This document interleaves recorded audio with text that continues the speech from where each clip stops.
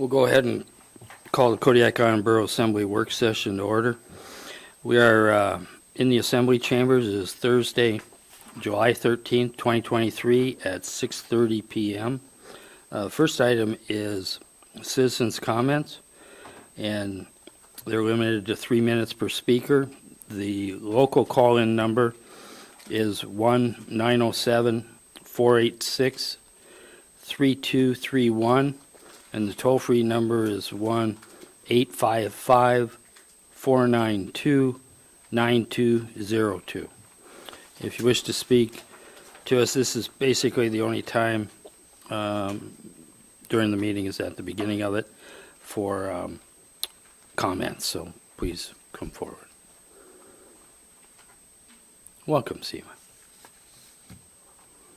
State your name for the record, please, and sign in.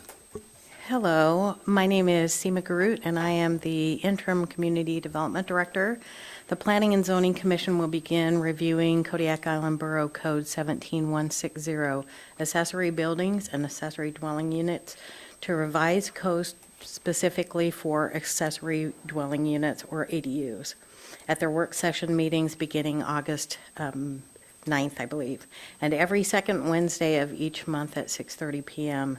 The changes that the commissions are considering are huge. Staff is just putting it out there that we'd like the public to come to the work session meetings for the Planning and Zoning Commission, so that, because their input is going to be super important for these meetings. Thank you. Thank you, Seema. Anybody else wishing to come forward, please do it this time. Amy, you're saying you got some report? Well, I think it's important.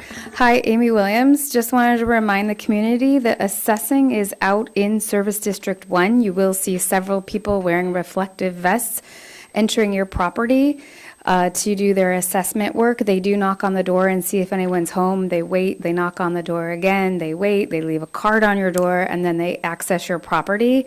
Last week and the week before, we've had a lot of negative interactions, some threatening gun use towards our employees. So please stop that. And just keep in mind that those people are doing their work. They're inside of Service District 1, so it's once every 3 years. So hopefully we can find a way to work a little more friendly with those folks. Thanks. Thank you. Anybody else wishing to come forward, please?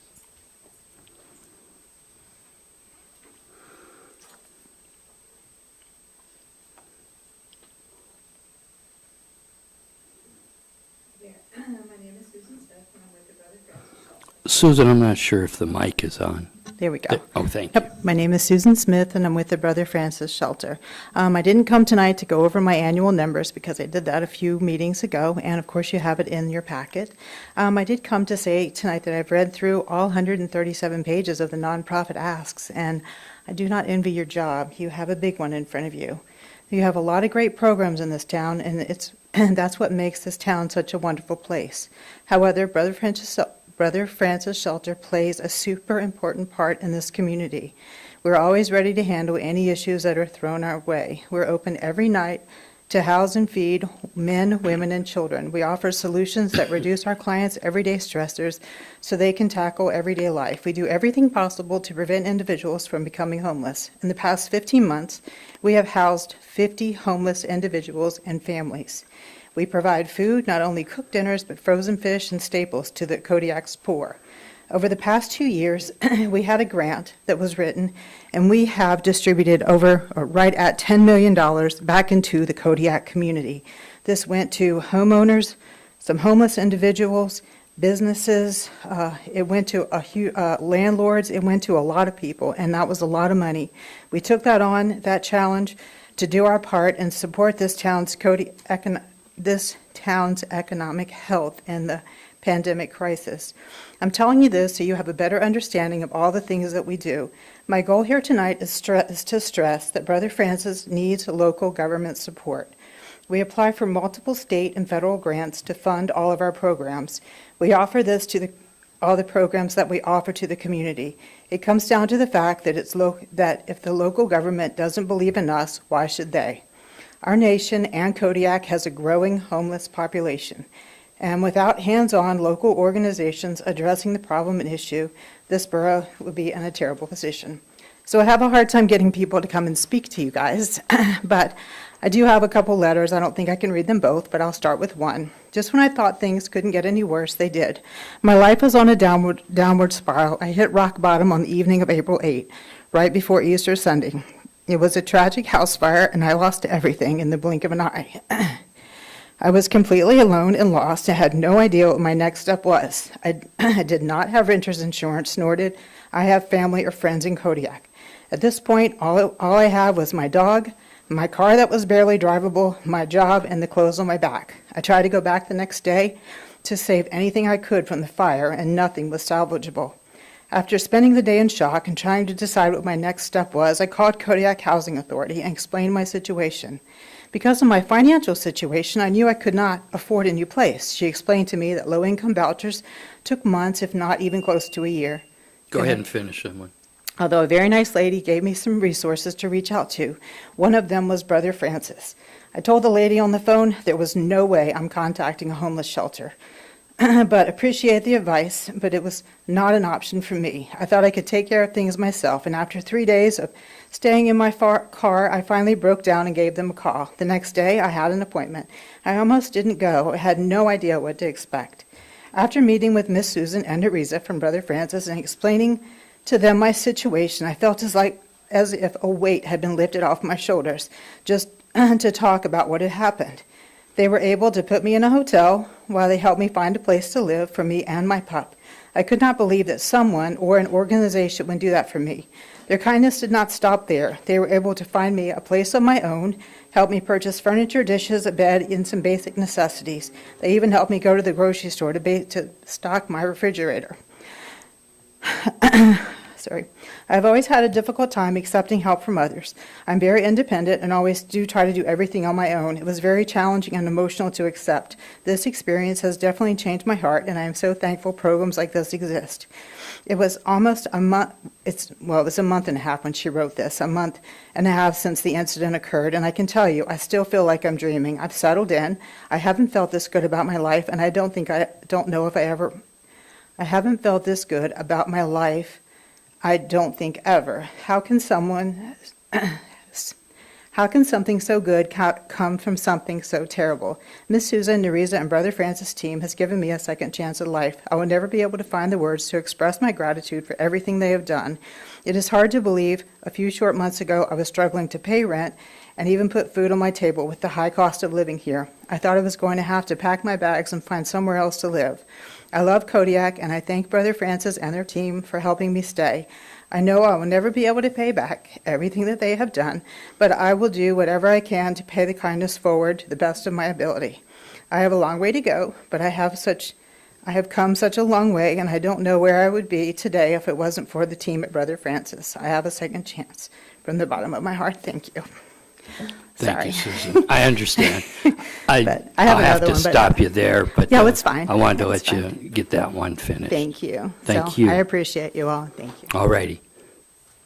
Anyone else wishing to come forward, please do.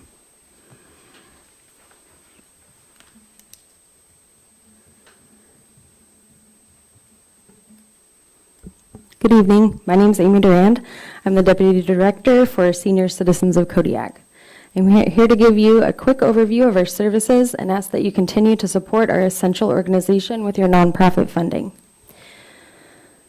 We are considered the one-stop shop for elder services on island. We provide the Island Cove Adult Day Program, congregate and curbside meals 5 days a week, home-delivered meals 7 days a week, transportation, information and referral, family caregiver support and trainings, respite, care coordination, lifeline, Medicaid waiver services, Medicare counseling, and an equipment loan closet.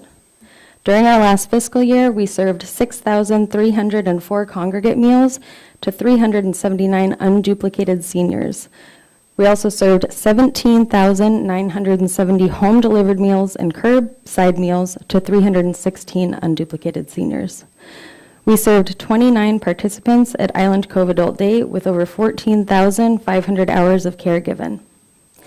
We've covered the cost of 78 seniors to have a Lifeline button and have provided hundreds of hours for chore and respite. This is just a glimpse of our work we do at the Kodiak Senior Center, where state grants cover only a third of the costs. And many participants are unable to make any contribution at all. Kodiak Island Borough funding is important to us as it helps us continue to serve the Kodiak community with the essential services that we provide. As you're going through the application process, please consider continuing to fund our organization in full through your nonprofit grant funding. Thank you. Thank you. Anybody else wishing to come forward? Good evening. Can you hear me now? Yes. Good evening. My name is Kim Sibrel. I am here on behalf of the Women's Bay Community Council. I've served on the board of the Women's Bay Community Council since 2015. First, I just want to say thank you for your time. I know that all of our time is very precious, especially on a sunny day such as this, when you are inside, when you could be outside, say, taking your children or grandchildren to a park. So thank you for taking the time to hear my testimonial in support of the park upgrade project for the Sargent Creek Park. In 2019, the Women's Bay Community Council was approached by numerous Bells Flats community members regarding the need for park revitalization, and the council has been working to secure funding for this project since 2020. We submitted a CIP nomination form to the Kodiak Island Borough in 2020. The council also pursued other small grant options to help in any way we could. In 2020, we were awarded a small grant from the Kodiak Community Foundation, which is evidence of community support for our project. In 2021, I wrote letters to Representative Stutes to try and garner more support for this project from all levels. Obviously, we have strong support from the residents of Bells Flats, as they are the ones requesting this upgrade. For those of you that are unfamiliar, this park's located near Sargent Creek behind the Women's Bay Volunteer Fire Department. The park once provided a place for our community's families to engage in healthy, safe activities. The now dated playground equipment was originally installed over 30 years ago. With many pieces inoperative, the park is of limited use and negatively affects the Kodiak community. The park to date is limited to just 4 pieces of equipment, 3 of which are rusted and in dire need of removal and replacement. The existing basketball court lacks pavement and sits on a grassy patch of ground. So ground and site prep work, including pouring cement, would be required to bring the basketball court to a functional level. The addition of several play structures would expand the play opportunities currently available at the park. We want to accommodate and enhance the physical, mental, and emotional growth of all of our residents by creating an outdoor recreation space inclusive to children and adults. So our intention is to revitalize this park to enhance the outdoor experience of the families of Kodiak. The Women's Bay Community Council recognizes the need for functional public parks and their benefit to the local community. Our hope is that an upgraded playground will inspire our community's children to make physical activity a part of their daily life, along with encouraging a healthy adult lifestyle to our grown friends, families, and neighbors. It is known that a positive play space can encourage cognitive development and imagination, increase emotional confidence, foster social interaction and cooperation, and relieve stress. And these are standards of community social health and physical fitness that we as a community organization are proud to support. Creating a safe place for families to have fun together, Go ahead and finish. thanks, it's my last sentence, is paramount in establishing strong relationships and would further assist in the council's driving purpose of creating and maintaining a strong sense of community. So we appreciate any support. Thank you. Thank you. Anybody else wishing to come forward?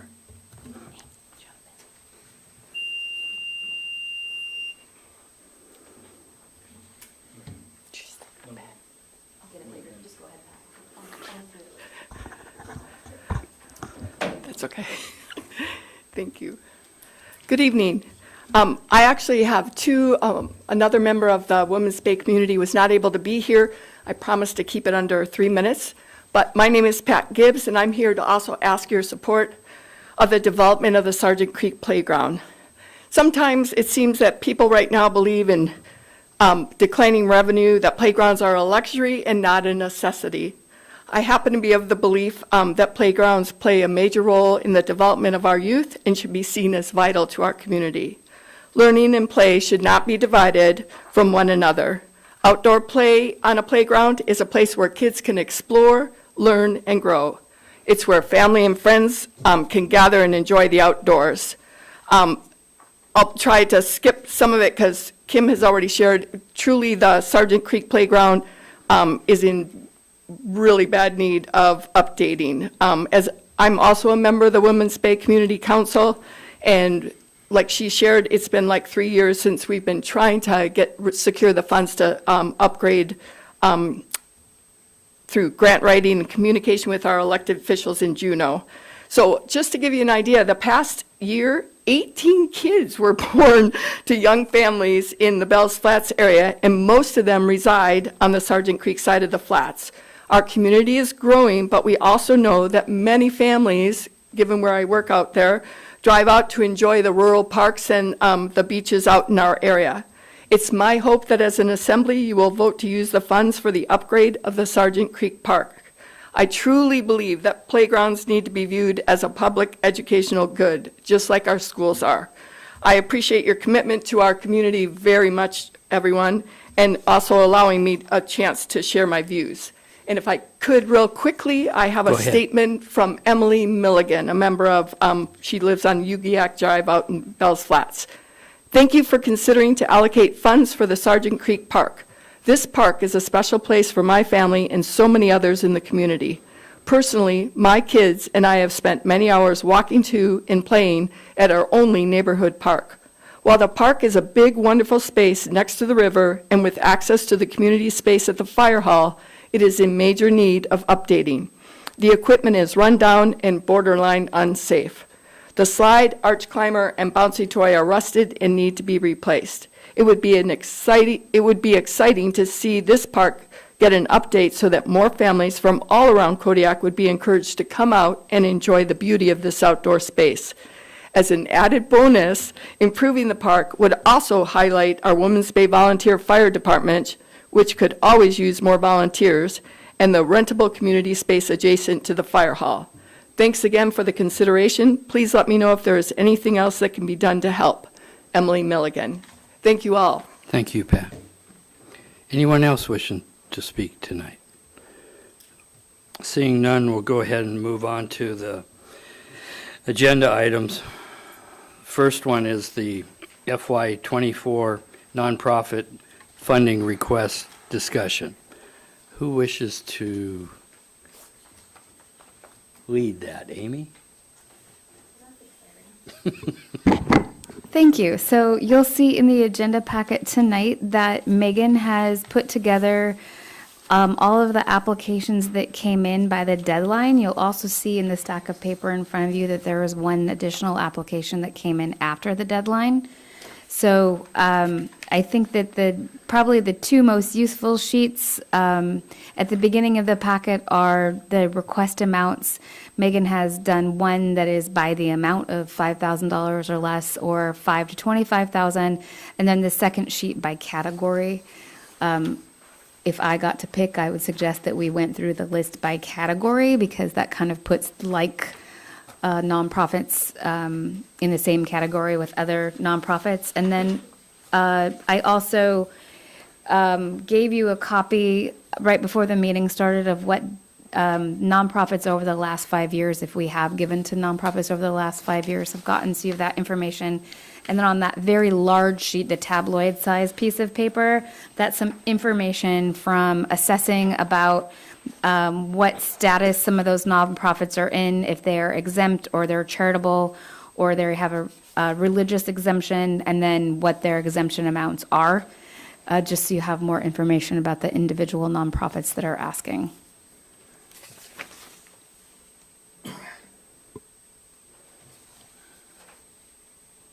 So I have an Excel spreadsheet with the request amounts open, and so it's just going to be a matter of how the assembly decides if they want to start that discussion. When we break it down by categories, so we can start off with a win here, we can maybe look at the colleges and libraries where we only have 3 requests, and see if that helps. Okay. Chair. Thank you, Mayor. I just wanted to request a ruling on potential conflicts of interest. I'm involved with several of the nonprofit organizations on here, and so in the spirit of transparency, my employer is Kodiak College, and I did not mean to wear Kodiak College swag today, but I am wearing Kodiak College swag. But I am employed by Kodiak College. I think what they're asking for is for scholarships. That doesn't affect my salary or anything like that. I'm also paid as a host and some writing and other administrative stuff for Kodiak Public Broadcasting from time to time.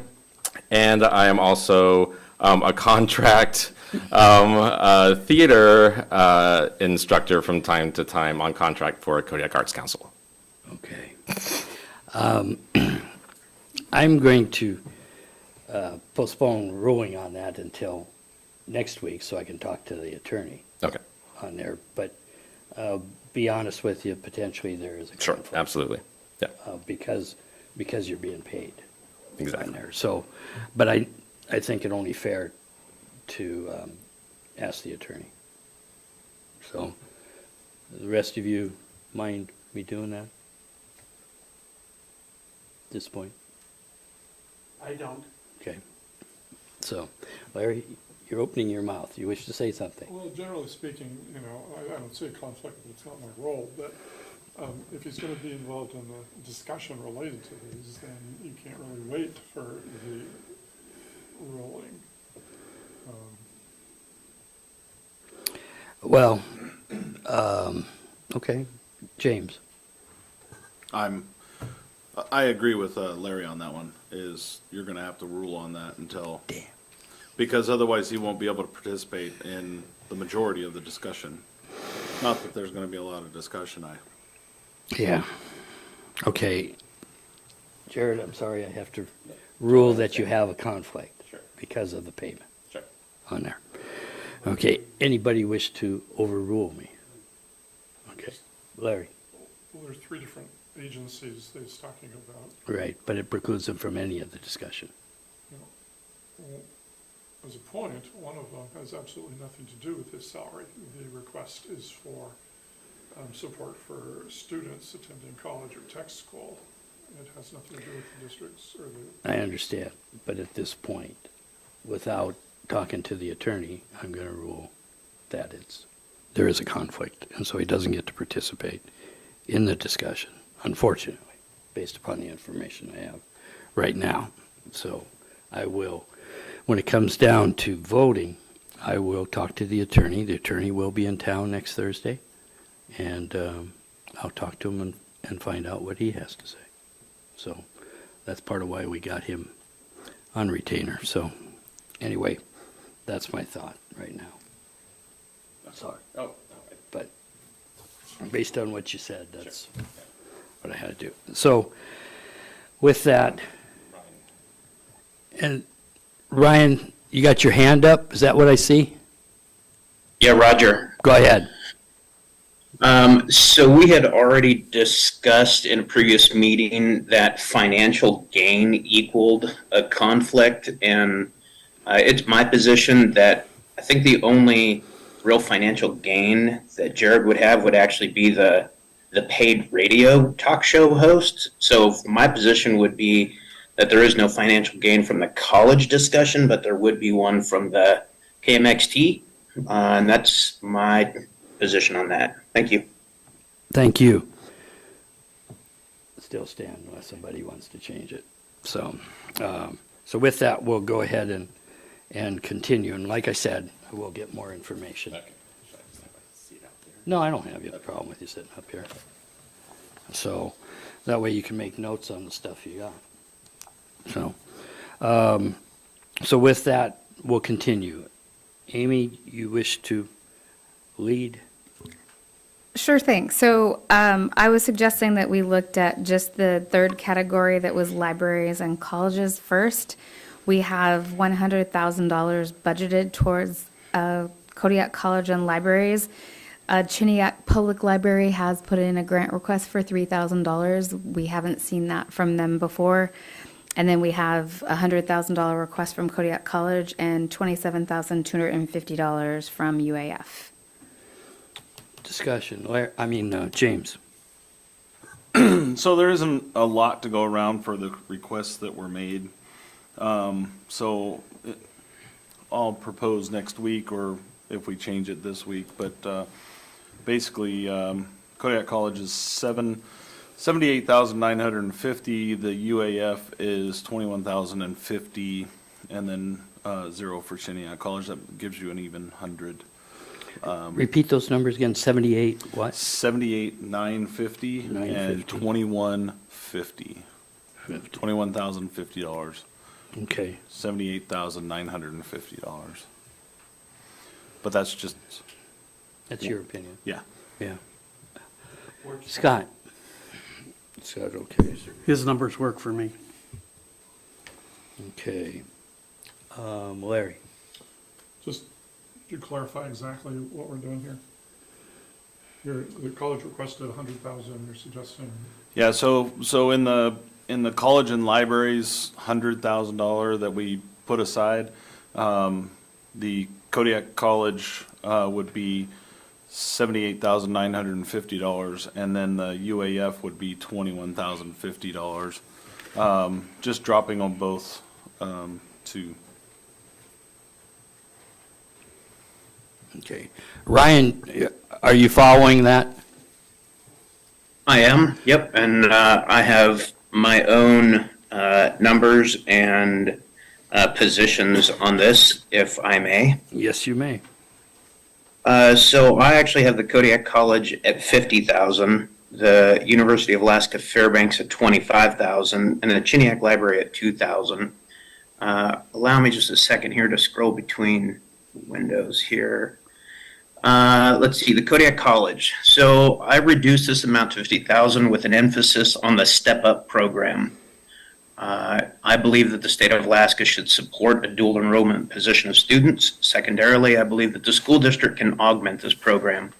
Kodiak Island Borough has a dedication to the K through 12 education, and I believe that until I see the same emphasis on vocational education, I will not support a KIB-centric college program. And in full transparency, my son participated in the dual enrollment program this year. And I was very disappointed in the quality of homework and the grades that were being ascertained in that. So I am a little biased on this, and I do have a steadfast position to reduce that college amount. Thank you for your time. Thank you. Larry? I'm very supportive of the college amount. I'm even reticent of reducing it from where it is. I think it's helped many young people. I do believe that there's a growing emphasis on career and technical education, and I believe it's been the gateway to many young people accessing college and having the opportunity to pay tuition. The state does support K-12, but they do not provide funds generally for, K-14 or K-16 education. I think the district and the college have a great partnership on dual enrollment. I have no comment regarding somebody's grades or the rigor of a course. I haven't heard that before. But I'm very supportive of this, and I believe it's representative of a solid partnership between the local college and the school district, and that can only benefit kids, is to have a seamless connection between K-12 and the university as we build a K-16 system. So I don't support reducing it to 50. I can live with the 78 because I really believe in what UAF is doing in the old Fisheries Technology Center. But reducing it for the reasons given, no. Okay. Ryan, I see your hand up. Is that a new hand or you got another Current question? hand. You got another question? Yeah, I just need to specify, I'm not against this program, but I am absolutely in protection of devaluing a college education. And so I think that this program has extreme merit if properly managed and executed correctly. And I absolutely agree with Assemblyman Ledoux's comments. I just want to make sure that this isn't a devaluing or a check the box type of system that is producing college credits that are, again, are devaluing that post-secondary education. That's my concern, and if that can be addressed, then I would absolutely support a higher number. Thank you. Okay. With what I heard on the grading, I'm not quite sure what your problem was with that. You mentioned that. Do you mind elaborating a little bit? Sure, absolutely. So in a couple of the college classes, as I was monitoring homework assignments, there was a lack of emphasis in grammar, punctuation, logical thought and presentation in papers and in research. And I found that was quite contradictory to my own college experiences. And so I was, as a parent of somebody enrolled in that program, I was very distraught at check the box type of college education that I was seeing. That's my personal feeling. That is my opinion. And again, if we could get that addressed, or that we could get some more discussion on that from maybe the college administrators, then I would probably pose myself into a different position with a higher grant funding. Thank you. Okay, thank you. I just wasn't sure. I was looking for a little more clarification. So what I'm hearing is $21,050 on the UAF, $78,950 on the community college, 0 on the Kodiak Library. Moving on. Sorry, Mr. Mayor, but why 0 on the library? That was what I heard. Well, I heard it too. I'm just Right, trying I to heard figure out nobody say why, because these people will come back and ask why, and I'd like to offer them a reason why we're Okay. not considering it. I would say one of the things is, in the past, when we did the libraries, it was all the libraries around the island, including money to the city library. And doing just one, I agree with not doing the Kodiak Library, Even if it's the only one that applied? even if it's the only Okay. one that applied.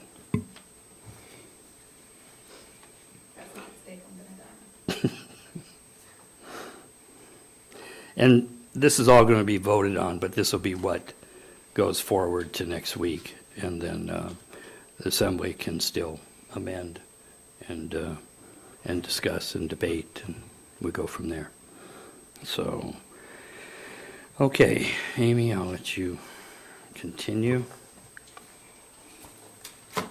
So we have $170,000 to distribute between the two categories where people have asked for $5,000 or less, or over $5,000. So I don't know if you want to, if there's a methodology on what you want to follow. I've seen it done various ways in years past. And then not on the list of this sheet that you have out is the Salvation Army. So I want to just remind you that they did turn in a late application that you have.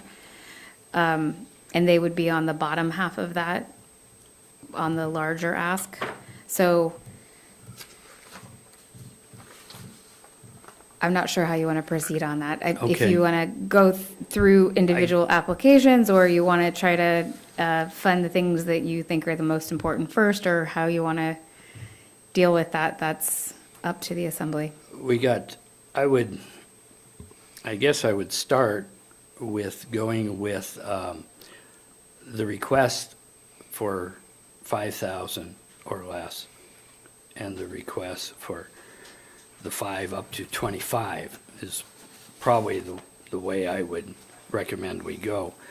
And I would say we'd probably start on the larger ones, because some of them may come down to the lower amount there. But the biggest problem is there's 85,000 for the larger ones, and there's 239,000 in requests.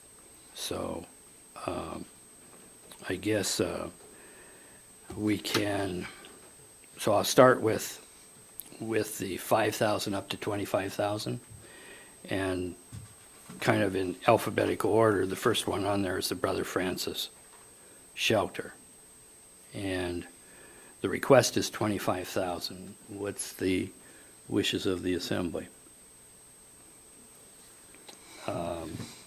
I would say in the past year, 2023, we gave 10,000. In 2022, appears we didn't give anything. 2021 was 15,000. 2020 was 36,000. 2019 was 34,400, just for your information. So, discussion. Ryan? Thank you, Mr. Mayor. Two things while I have the microphone off. Number one is somebody could backbreak me on the Salvation Army's request. And number two, I have an allocation of every applicant, and I'm prepared to discuss numbers out of that allocation. Currently, the discussion is based on Brother Francis. I have an $18,000 allocation under that proposed amount for the Brother Francis. Thank you. Thank you. So you have 18,000. Other discussion? Scott? Well, I'm kind of torn. They're late, and, No, we're talking Brother Francis. They weren't oh, late. excuse me. I'm for, 18 is fine with me for Okay. Brother Francis. 18. Larry? I have a hard time doing it the way we're doing it, because you say 18, but I don't know where we're reducing it somewhere else to get to the 18. So it seems to be, whatever comes first. So until I know what we're cutting, it's difficult for me to agree to anything without seeing Ryan's complete chart. Right, but what, this is a discussion right now on this one, try and get through it. It doesn't mean that we can't go back later as we see how the others come out too. Amy?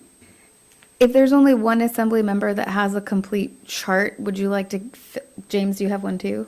I do. Maybe we should know what those are and be able to Take look a at recess. them. Perhaps I can try to type them in and print them out and have people look at them, or if you guys want to know, okay. Well, I would agree with Larry that it's hard to wrap your head around what organization should get when you don't know how it's going to affect the rest of the organizations on the list. Yeah. So it might be more helpful to have the list. And we have at least one more that'll be here next week on there, and we don't know what they have either. What's the wishes of the assembly? Do you want to see James and Ryan's list, or do you want to continue? Continue. Continue. James? Continue or? Continue. Okay. Ryan? Yeah, I'm Continue. willing to email. Yeah, I'm actually willing to email my sheet and my justification for every single one over to Nova right now, if that's okay. Sure. Go ahead. But I'd like to continue here a bit, realizing that it's a fluid situation as we go through. You got a list here. Ryan's got a list. James has a list. In essence, each of us is going to have our own feelings on it, and we're going to see where that comes out. Amy's keeping track of a spreadsheet so that she can print that out for us after we go through this once. It doesn't mean we're not going to end up going over it again on there. So that's what I'm saying. So right now we'll show Amy on yours 18,000 on there. Next item is the Kodiak Area Native Association. What's the thoughts on that? Is that part of WIC, and I guess but is that just WIC or not?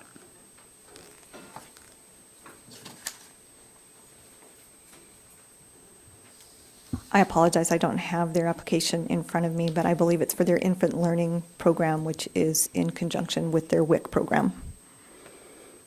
Okay, and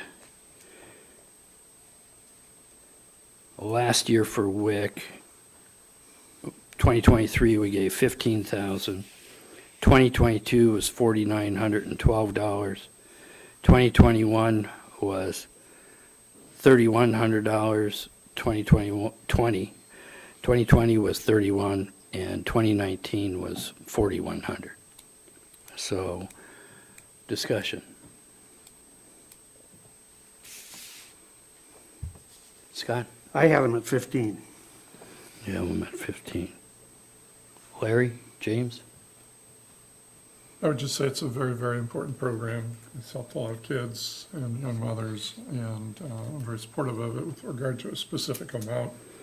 That's all I'm going to say. I think it's very important. Okay, Ryan, what's your thoughts on Well, I guess I do not disagree that the WIC is a very important program, but I have to look at things a little differently than I think everyone else is. As I've been newly appointed in this position, I have been grasping at the magnitude of things that are going on within the borough, and I have come to understand that the borough is in a potential litigation with CANA, and I don't know how funding someone that we're in a lawsuit with is good for the borough. And I guess that's more posed as a question, if somebody could help me understand that. Thank you. Okay. I'm not sure that this is the venue for educating you on that. When you get back, we can have some discussion with the assessor on that. Larry, you got a comment?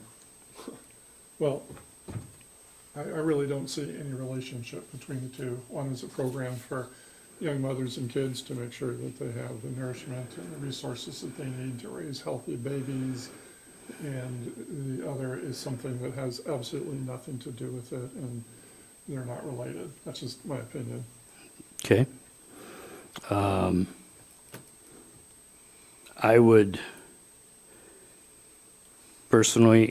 suggest at this time, looking at what we've done in the past, and taking it down to $5,000, because I think we're going to run out of money here. James?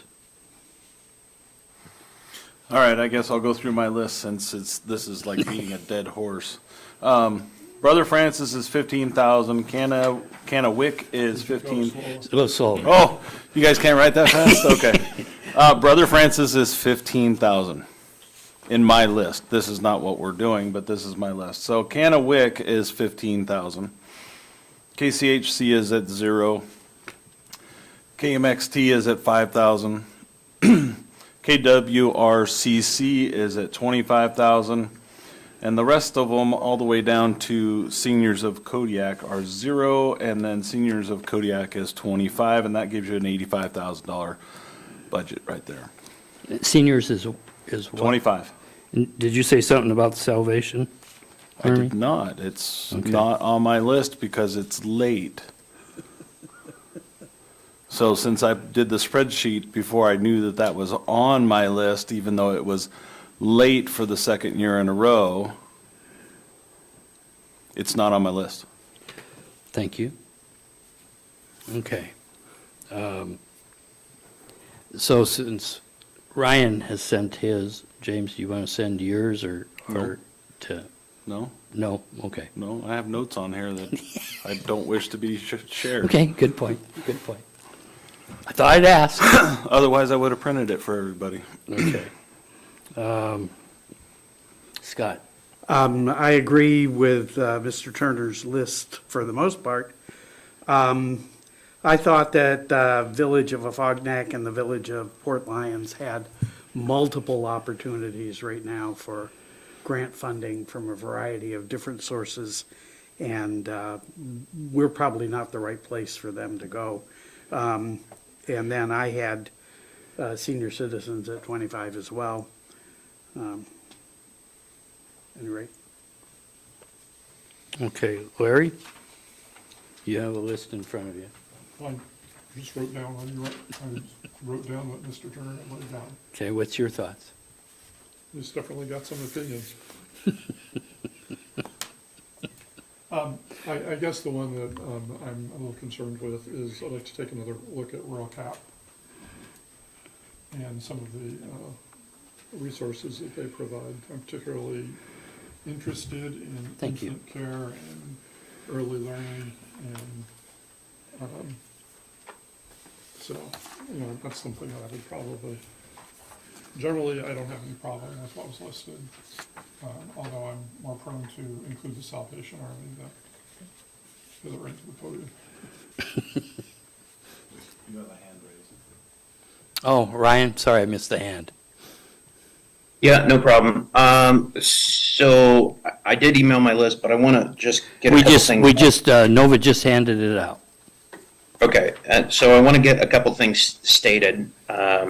Number one, I do support the Chiniac Library at a $2,000 grant.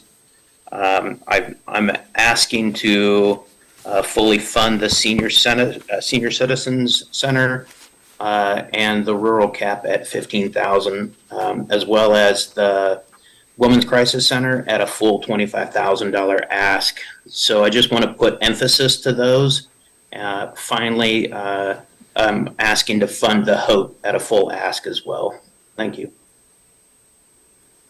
Thank you. Okay. For the time being, I'm seeing, Scott, what's your thoughts? You were at 18,000 on Brother Francis. James is at 15. You were at 15 on WIC. I was at 5. James is at 15. What do you need from me?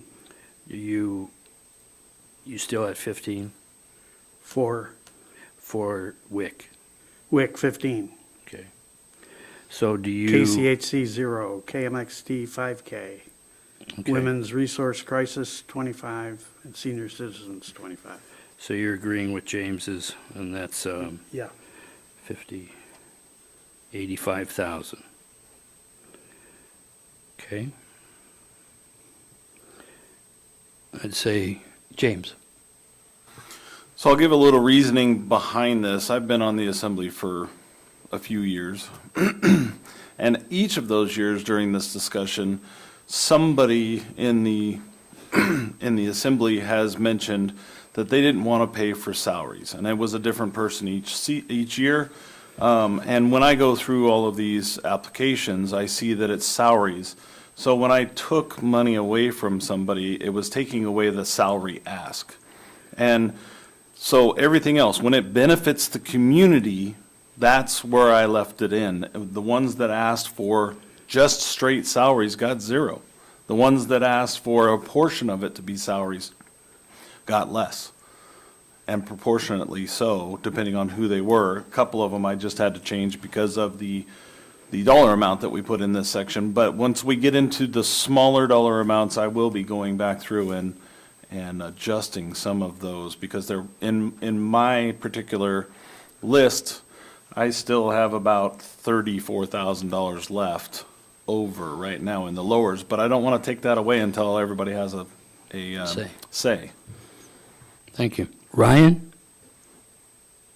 Yeah, thank you. And to kind of piggyback on Mr. Turner's comments, I did pull up the WIC from the CANA request, and it says CANA is respectfully request $25,000 to be used to supplement both WIC and ILP for supplies, salaries, and equipment. It is not an ask for food coupons or food allocation resources. So I want to just bring highlight to that and make sure that we're discussing the same things. I agree that salaries, and I don't have the legacy tenure that you guys do. However, I have a hard time grasping salaries as a grant-funded position. Maybe it's just my ignorance. Thank you. Thank you. Any further discussion? Okay, we'll go ahead and move on to the small requests, which are 5,000 or less. So I guess I'll take it. First one is the Alutiiq Museum. we have James, do you want to go over and give us your list? Or would you rather wait? I'll give you my list, but I'm still trying to scroll through all these pages because they're not in alphabetical, so it's kind of hard to keep Yeah. up with your pace when it's not I think you're doing a great in job. line. So what I was going to do was comment on,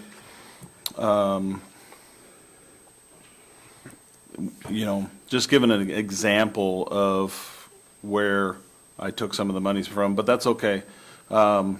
We will go into the smaller dollar requests. So I'll start out in as good of alphabetical order as I can.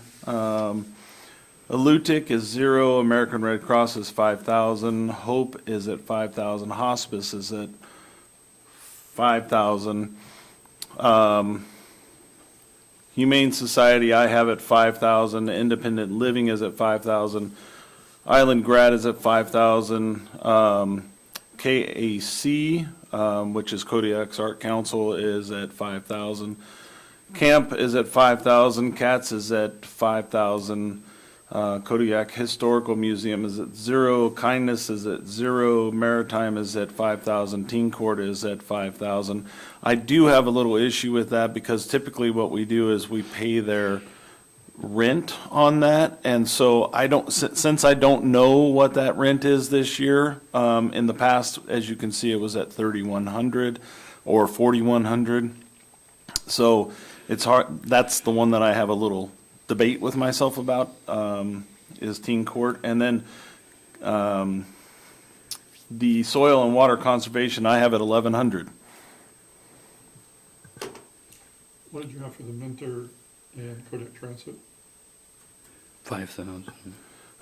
Mentor program is 5,000 and CATS is at 5,000. So that gives me a total of 51,100. I had a clerical error here. I had one at 500 and it should have been 5,000, sorry. Red Cross? Red Cross was 5,000. What library? 0. Oh. 5,000. Okay. I'm sorry, I did go through that fast again. But that leaves me between the three different categories. That's 33,900 is left over. And since we do have a late entry, if we're going to do something with that late entry, there are your funds for that late entry.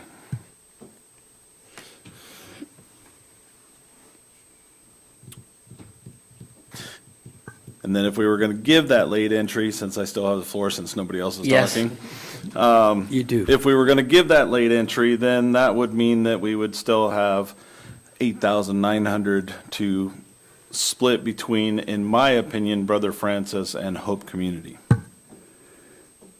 Okay. I would speak to raising Kodiak Soil and Water.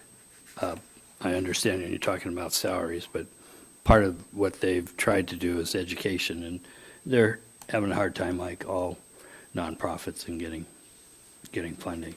So they're able to try and use that to also parlay to additional money whenever possible. Go ahead, James. Well, I have a different opinion on that. I think that it shouldn't come out of this particular fund. I think that we should be taking it out of a different fund since it is the soil and conservation. But there's a couple of these that I think should be coming out of different funds rather than nonprofits. So that's just my opinion. On the soil and water, what I didn't come with that information tonight. I didn't have time. Okay, I was just curious. You raised it, so I asked it on there. So anyway, that's James's, and then you have Ryan's in front of you also. So with that information, Scott and Larry, I'm going to be looking to you guys for input. So once again, I'm going to start with the Alutic Museum. What's your thoughts? I don't have any problem with 5,000 for the Alutic Museum. Larry? I agree. Okay. It's a 2-2 split. 2 at 0 and 2 at 5. It's supposed to be 3-3 before I vote. I'm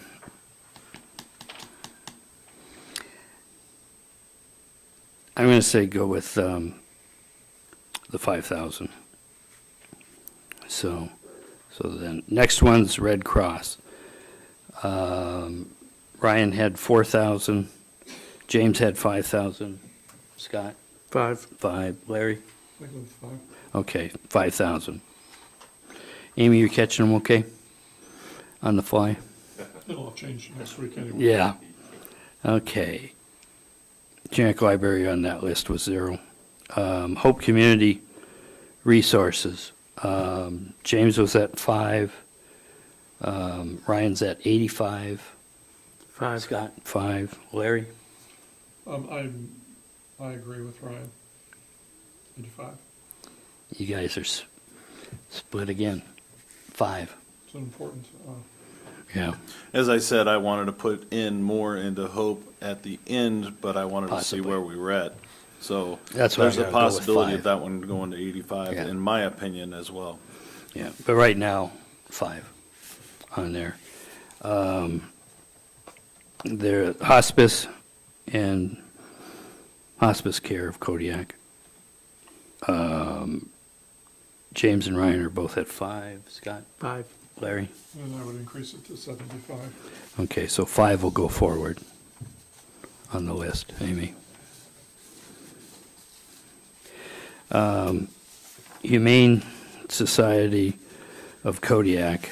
One of the things that, as you saw on the other list that we was handed out here this evening, as part of the animal control contract to the city, of the money we give the city, $68,469,000 goes to the Humane Society. So we're already paying there. So, James, you were at, 5. you were at 5, James? Okay. Ryan was at 1,000. Scott? 5. Larry? 5. So that makes it 73,000, just so you understand. Pardon? Then that means we're giving 73,000 to the Humane Society. The city gives another 68,000. Well, just a second, if I could. Go ahead, Isn't that Larry. to pay for animal control, which is not the Humane Society? No, incorrect. It's listed specifically. I'm going to ask SEMA to come up for clarification, so you're not relying just on me. So the with the animal control budget, what happens is we pay $150,000 and the city pays $150,000. Out of that $300,000, the city pays $132,000 or whatever. I mean, I divided Multiply. it. And that goes to the Humane Society out of that animal control budget. So 68,000 is really what we contribute to the Humane Society in our payments for the city. animal control. Okay. So that's why I was at 0. But you guys still sure you want 5,000? Well, we have a history of giving them significant funding, Right, but that not was, 5,000 over the years. that was before we And- found out. It is a problem, across the country and having unspayed pets. I'm strongly supportive of what the Humane Society does. If we're going to say that we're already giving them 68 and we don't want to give them another 5, we ought to tell them now that this is the last time we'll do that. And in the future, we'll rely on our 68. We didn't give the Humane Society anything last year. No, They got 0. But So that was the But first the year it was history of brought it, up. in '22, in '21, in '20, and '19, we gave them either little bit. 44 or Yeah. 41 or 31 or 30. Last year was the first time that we found out. that we were paying that kind of money Uh, already. So that's, Did we tell them anything about it? no, No. Don't, I think we should tell them. okay. But, But I'm still in favor of 5 this year. Larry? 5. James, you were 5. Okay, you guys get it. I will say we need some clarity, with this particular one. So you want more information Well, I'm by okay next with week? 5. I think at some point in time, we need to sit down and take a look at that. Oh, I thought we already did. James? There's a lot of policies that I don't like at the Humane Society, but I still think that they need to be funded for this particular project. So I'll leave it at that. Okay. Independent Living Center. Let's see. Independent Living, Ryan's at 5, James, 5, Scott. I have it at 5 too. Larry? Yeah. Okay, 5,000 it is. Island Grad Project. Let's see, Ryan was at 2,500, James? I'm at 5. You're at 5, Scott? Should I leave my mic on? I have it at 5. 5, Larry? I'm just 5. 5 it is. Kodiak Area Mentor Program. Which one is, I'm at 5. you're at 5. That's camp. Ryan, oh, that's camp. Okay. Ryan's at 5. Scott, 5. 5. Larry? At, oh, camp 3. That was KAC. Okay. 5 it is.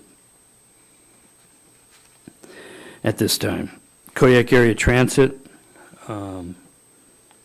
Kodiak Area Transit. Ryan's at 10,000. James? I'm at 5. I'm at 5. Larry? 5. 5 it is. Arts Council. Kodiak I'm at Arts- 5. 5. Ryan's at 5. Ryan's got his hand up. Ryan, you got a comment? Yeah, I'd like to go back to the Kodiak Area Transit System. We kind of gleaned over that real quick. I want to discuss why that number is at 10. I feel that that's important as we work down this list, if you'll entertain that discussion. Go ahead. So, in going through the 150 pages of asks, there were several connective references to the Kodiak Area Transit System. There was either 3 or 4 that referenced the ability to get bus passes or gift bus passes. So my statement was to fund CATS at 10,000, and they become the gatekeeper of medical passes. The transportation is critical. I do have a concern that several other applicants have stated that some or part of the grant will go towards CATS, and I'm hopeful that there's a validation system that prevents overfunding or using the name CATS to secure funding. In my analysis of those asks, I felt as if the CATS bus passes or dependable transportation is almost a secondary or tertiary responsibility of entities that I'd like to actually fund CATS more and see if that actually helps these other entities that rely on bus passes. And I'd actually love to hear at the assembly meeting from those that included CATS in their request to see if that is actually something that would benefit them. So that's my basis of overfunding and taking away some of the funding from some of the other applicants. Thank you. Thank you, Ryan. Still, the majority went with 5 at this time. And like I said, this is all up for discussion again next week at the regular meeting on there. So back to the Arts Council. James, you were at, Arts Council is at 5. and Scott, you were at 5. Larry, I didn't hear. Yes. I'm at 5. 5. Go ahead, Larry. I want to go back to Ryan's comments. I agree with what he's suggesting. I think it really would be good to understand how CATS operates, you know, what it does, where it gets its funding, how it interacts with other nonprofits that we're supporting. I don't think we can mandate that, but I do believe it would be a good discussion, and it would provide clarity as to why they're requesting money and the amount of money they're requesting. So I think it would be a good discussion item if the CATS people ever wanted to talk with us about it, because indeed, they may need more money at some point in time if we understood thoroughly what they're doing and what their needs are. Okay, thank you. Arts Council's 5. Next one is Kodiak History Museum. Ryan's at 3,000. James? I'm at 0 on, or sorry, History Museum, I'm at 3,000. Oh, I'm reading the wrong one, dang it. I'm at 0, so, yes. 0. Okay, Scott? I had it at 5. 5. Larry? I'm comfortable with 3,000. 3,000. Okay, I'll agree with the 3. So that one will go to 3,000, Amy. Next one is the Kodiak Kindness Project. Kindness, Ryan's at 3,000. James? 0. 0. Scott? I have it at 5. You have it at 5. Larry? I'm comfortable with 5. I think it's an important project also. 2 at 5, 1 at 3, 1 at 0. 3.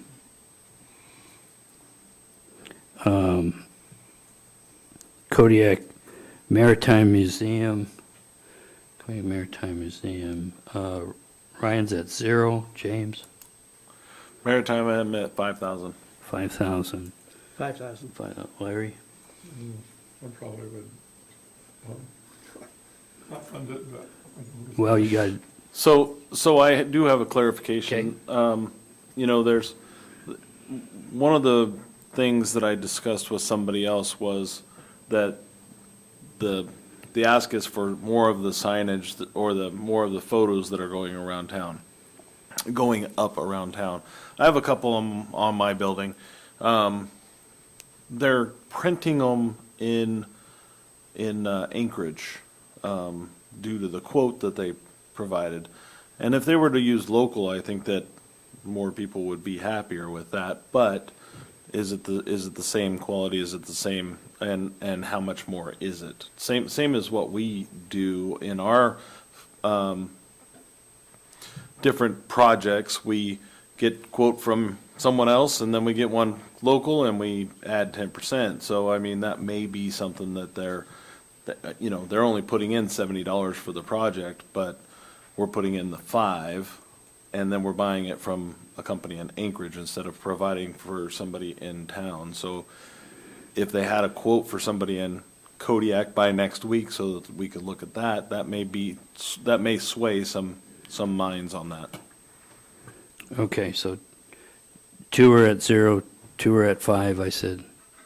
I think that's a good point, though. Right, so I'd say for the time being 2,500 and let them come forward on there and see. Amy? Just for a quick clarification, when you see this next week with your summary of your recommendations, is it okay if I make it total 270,000? Because like the numbers that you're coming up with now aren't necessarily going to equal the total. Do you want to see the distributed the best that I can to No. 270? Want to see what the list on the small is, and they'll decide where they want to reappropriate it. The small list and the large list don't follow the categories of health and social services and education, culture, and recreation. So if we're following the budget, we try to get $85,000 in each of those, and we should be on this completely other spreadsheet where we're looking at categories. So I'm just, I understand. logistically, There's I was two just ways. curious. 2 ways you could do it at the 5,000 requests and less, and you could do the 5 But to do you want to 25. see it in the health and social services breakdown and the education, culture, and recreation breakdown or not? What's the wishes of the assembly? I'd say you've got the 85 and 85, James? I don't really care how it goes. Alphabetical is better for me. Okay, me too, to find it. So, We'll see what happens there. Okay. Next item is Kodiak Soil and Water Conservation. Kodiak Soil and Water, Ryan's at 5,000. James? I'm at 1,100. 1,100. And Scott? And then Ryan, I I'll was get at to you. 5. You're at 5. Larry? 5. 5. Ryan, you got your hand up, I see. Holy smokes, it's been up forever. I don't know if I like this zooming in stuff. Well, I don't, I'll tell you that. Well, okay, so I need to go all the way back up to the Maritime Museum. So it's like James was in my head, but my statement for this is I cannot support a request that does not allow for local businesses to prevail on borough grant funding. Personally, I'd rather see this request come in and utilize a local vendor at a higher amount. I do support the project, and I'd like to see what the local offerings are. The next thing on this, while I have the microphone and not giving it back, is the Kodiak Soil and Water Conservation. The work that Blythe and her team do is amazing. Recently, the Kodiak Island Borough declared the Invasive Species Awareness Declaration, and in support of this grant, further supports the declaration that we just awarded to them. So I'm asking for a full request for the Kodiak Soil and Water Conservation. And I think that by not giving a full award of this would kind of negate what we just did for them. Third, and finally, is my running totals. You guys are all out of money. So I think that Amy brought that up just a minute ago, is how best to present this. I think that what I'd like to see is that if there is common ground, that we start with the common ground first and work our way outside of that, whether it be alphabetically or in reverse order. It does not matter. Thank you. Thank you, Ryan. So on soil and water, I'm hearing 5,000. Scott? I have a concern about the Maritime Museum thing. Toby Sullivan has a SetNet site on the west side, and he's out there. And so he's probably not going to be able to connect that easily in the next week.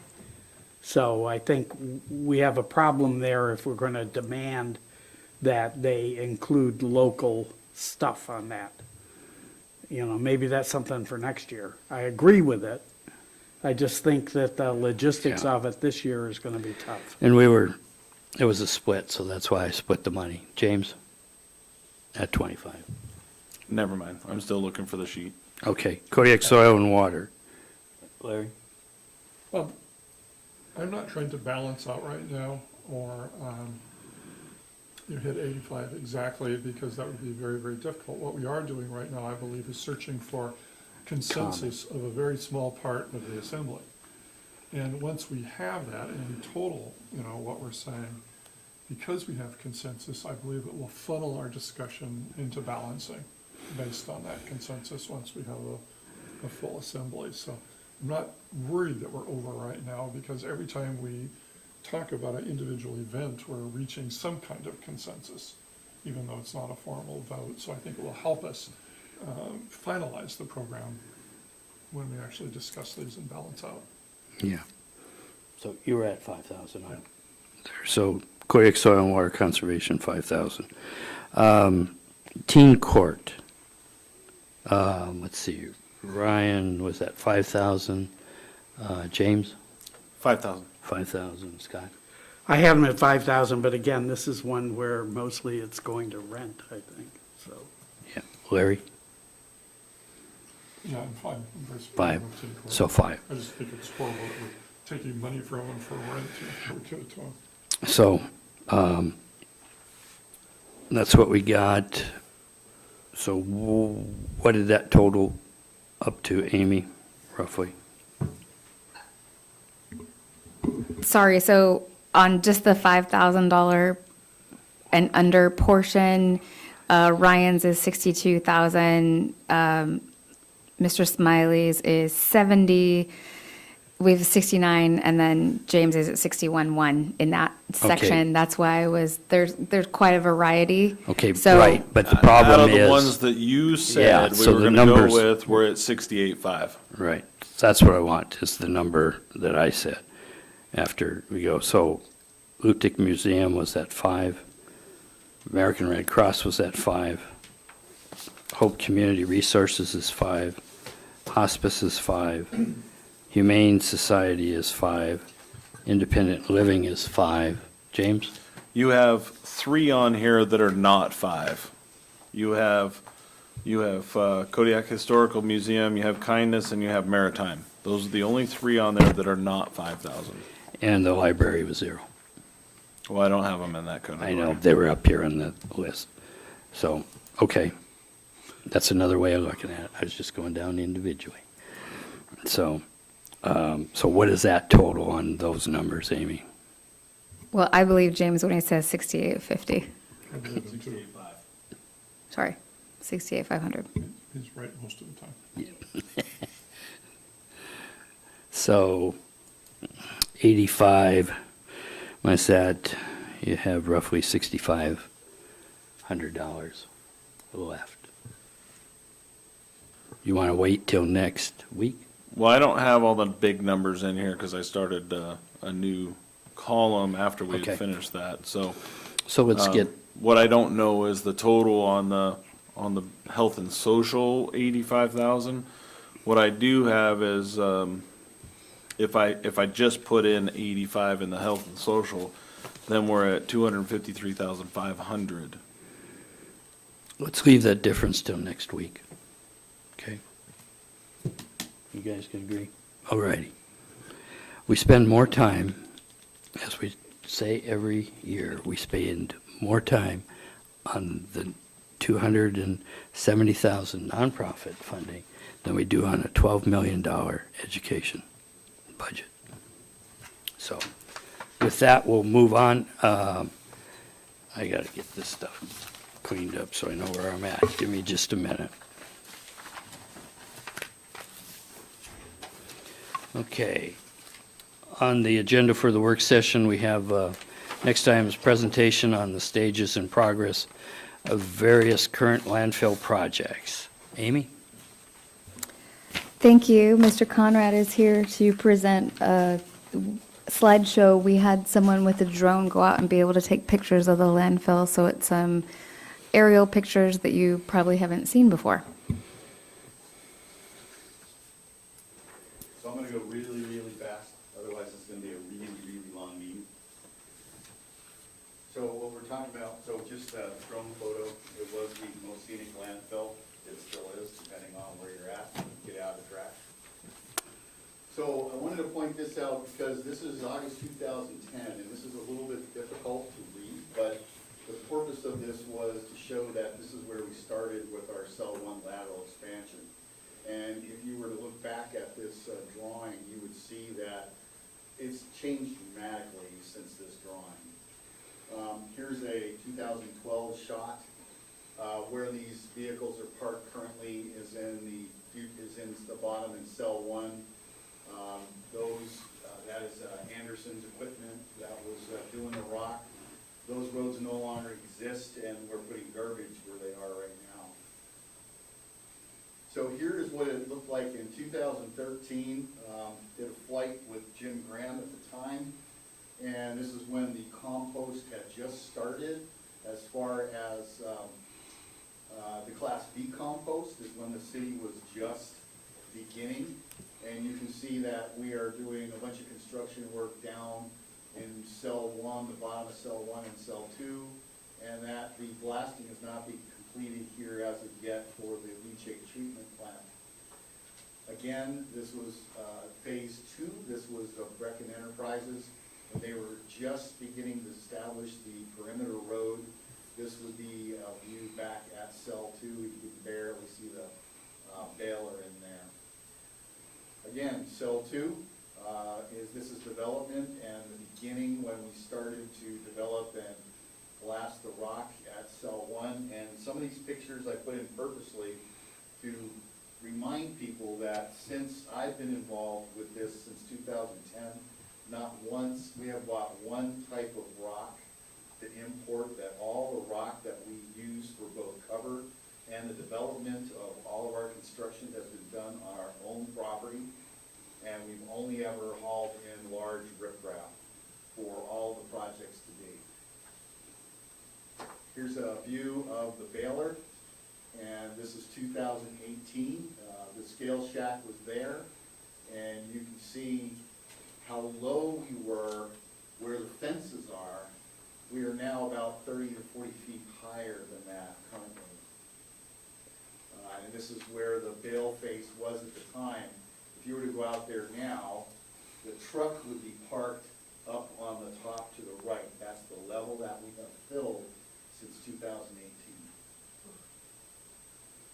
This is the most recent 2023. We need to do a topo every 2 years. Jim Purdy just performed this Kodiak land surveying. He's been our consistent surveyor as far as producing our topos, which are required by our permit. So the area in the middle here that says landfill active area is actually the space where we are beginning to cover. And a good portion of this, I take it back, that is the active face. Right above it, it says original landfill cell A, and I know you can't read that. Those are the areas that we're doing the interim cover on. Once again, here is the bottom. This is primarily cell 1. The future cell 2, we're about ready to move down to the lower portion of cell 2. Cell 1, we're going to divide that and work into the what we call the gut up toward the baler.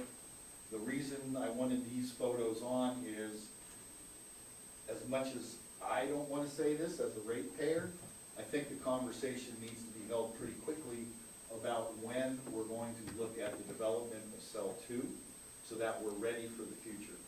There needs to be a decision made if we are going to continue to do a bale fill landfill, and the decision to reinforce the decisions made back in 2008 and 2009 as to whether we're going to continue with lateral expansion or look at another methodology of disposing of our municipal solid waste. Can I ask a question? Okay, Larry, What would be another alternative? turn your mic on. What would be another alternative besides baling? Another alternative would be you could ship the waste south, or you could potentially do a waste to energy project. My comment to you is you need to have a reason to have energy. And I believe that with our local electrical co-op, the way that we sort of are already green, you can figure out what to do with the energy. It's a great idea, but you're going down a different path that we need millions and millions of dollars to develop that waste to energy. Continue, Dave. So this is, the specific section is on the stage 3 closure project. So here's some of these new, this is some of the new drone shots. And I'd like to point out, and I wish I could use a pointer, but where the tracked excavator is in the top third of the photograph, that whole area was solid rock a few months ago. We blasted that, and the pile of gravel back by the city's tent, we're looking at having approximately 95 to 98,000 cubic yards of material when all of the project is completed. So all of the gravel that we have used required for the closure and the temporary closure, all of that, despite the fact of using it and also using some of that for daily cover, we'll end up with about 9 years worth of cover rock if we're prudent. We're about ready to ship our bulldozer back from Anchorage. We've had it rebuilt. It's got a brand new serial number.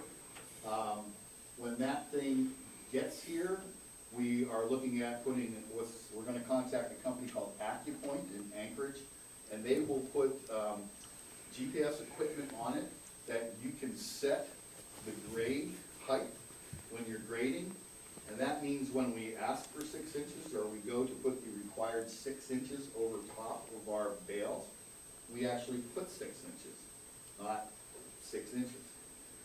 So we'll end up, even though it's a capital investment for that dozer, a few $1,000s, we could likely stretch the amount of material that we retain for cover, which is another contract, permit requirement. This is a view the other direction. You can see in the foreground is construction and demolition, and the pile of gravel at the bottom. But what I want to point out here is that on the top, you'll see a bulldozer about in the middle third of the photo. That whole area is now permanently closed. The darker gray area to the center is the temporary closure. So effectively what we're doing is we're cutting off the amount of rainwater that can go down through the bales, hopefully resulting in a reduction of the leachate that requires treatment. Here is your membrane. This is a 40 mil membrane that is over, this would be the temporary closed area. And green in the foreground, the brush right in the foreground here, that's basically at the top of our asbestos area, our current asbestos zone. Once again, this is temporary closure. The green with the yellow in the background was our last closure project. So effectively from where the gravel comes up on the side from cell 2, all the way across the back, we are now fully closed.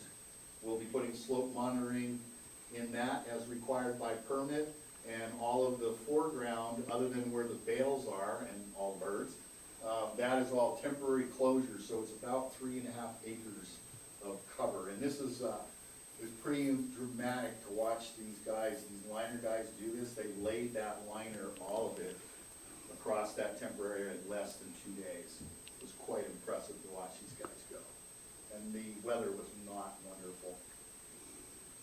This is the drain that is coming down from top of cell 1 into cell 2, where the kind of flat line is there. That is the tow drain that was installed a number of years ago.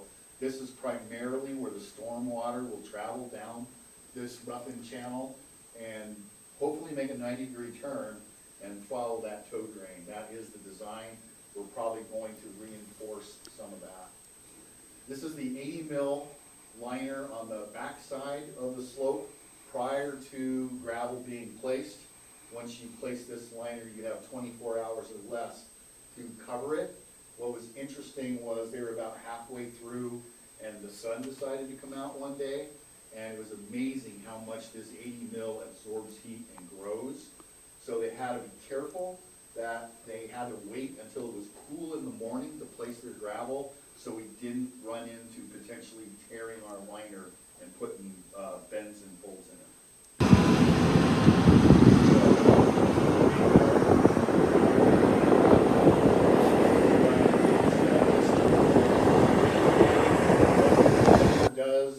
And right there where it stops, it goes down, and that bottom where that gravel is actually where they fused the liner that was done 20 years ago with the brand new liner. So there is a continuous sheet from top to bottom. This is the bottom of cell 1. We had the rain sheet repaired, and for those of you who recall, 7 years ago I stood here and asked to have this funded and told you it would last 7 years. It did. And we diverted millions of gallons of water as storm water rather than treating it as leachate. This is kind of that's our straight red line. Basically, that's where we're going to roll the rain sheet at the bottom. We're going to roll it back, put in a berm. This is where we're going to begin to inter the solid waste in the bottom of cell 2. Cell 1, excuse me. Yeah. That's just another aerial shot.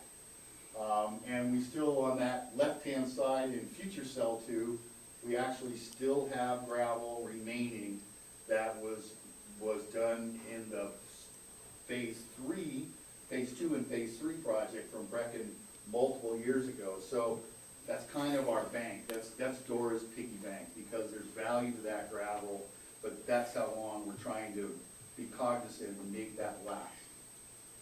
Another view of that same thing. The LTP modifications and pre-treatment system. We put this in, Jen and I put this in because this is a platform that we're building that you guys have already authorized. There's a very poor, difficult access point to clean the initial influence screens. This will clear up some of that safety hazard associated with this, and this has already been accommodated with the change order, and this is being paid with the loans that were just secured, that were approved. This is something that most of you hopefully will never see. This is the bottom of our waste tank, our WAS tank. When it was originally designed, this was a flat bottom, and what we found is we had a bunch of sludge cake on the bottom of this. So we've gone inside, gone ahead and tapered it, and we have new pumps where we can wash that sludge out and keep our process clean. That's just the other side. This is a 2-compartment tank. That is the side without the valve. So you can see we slope both sides.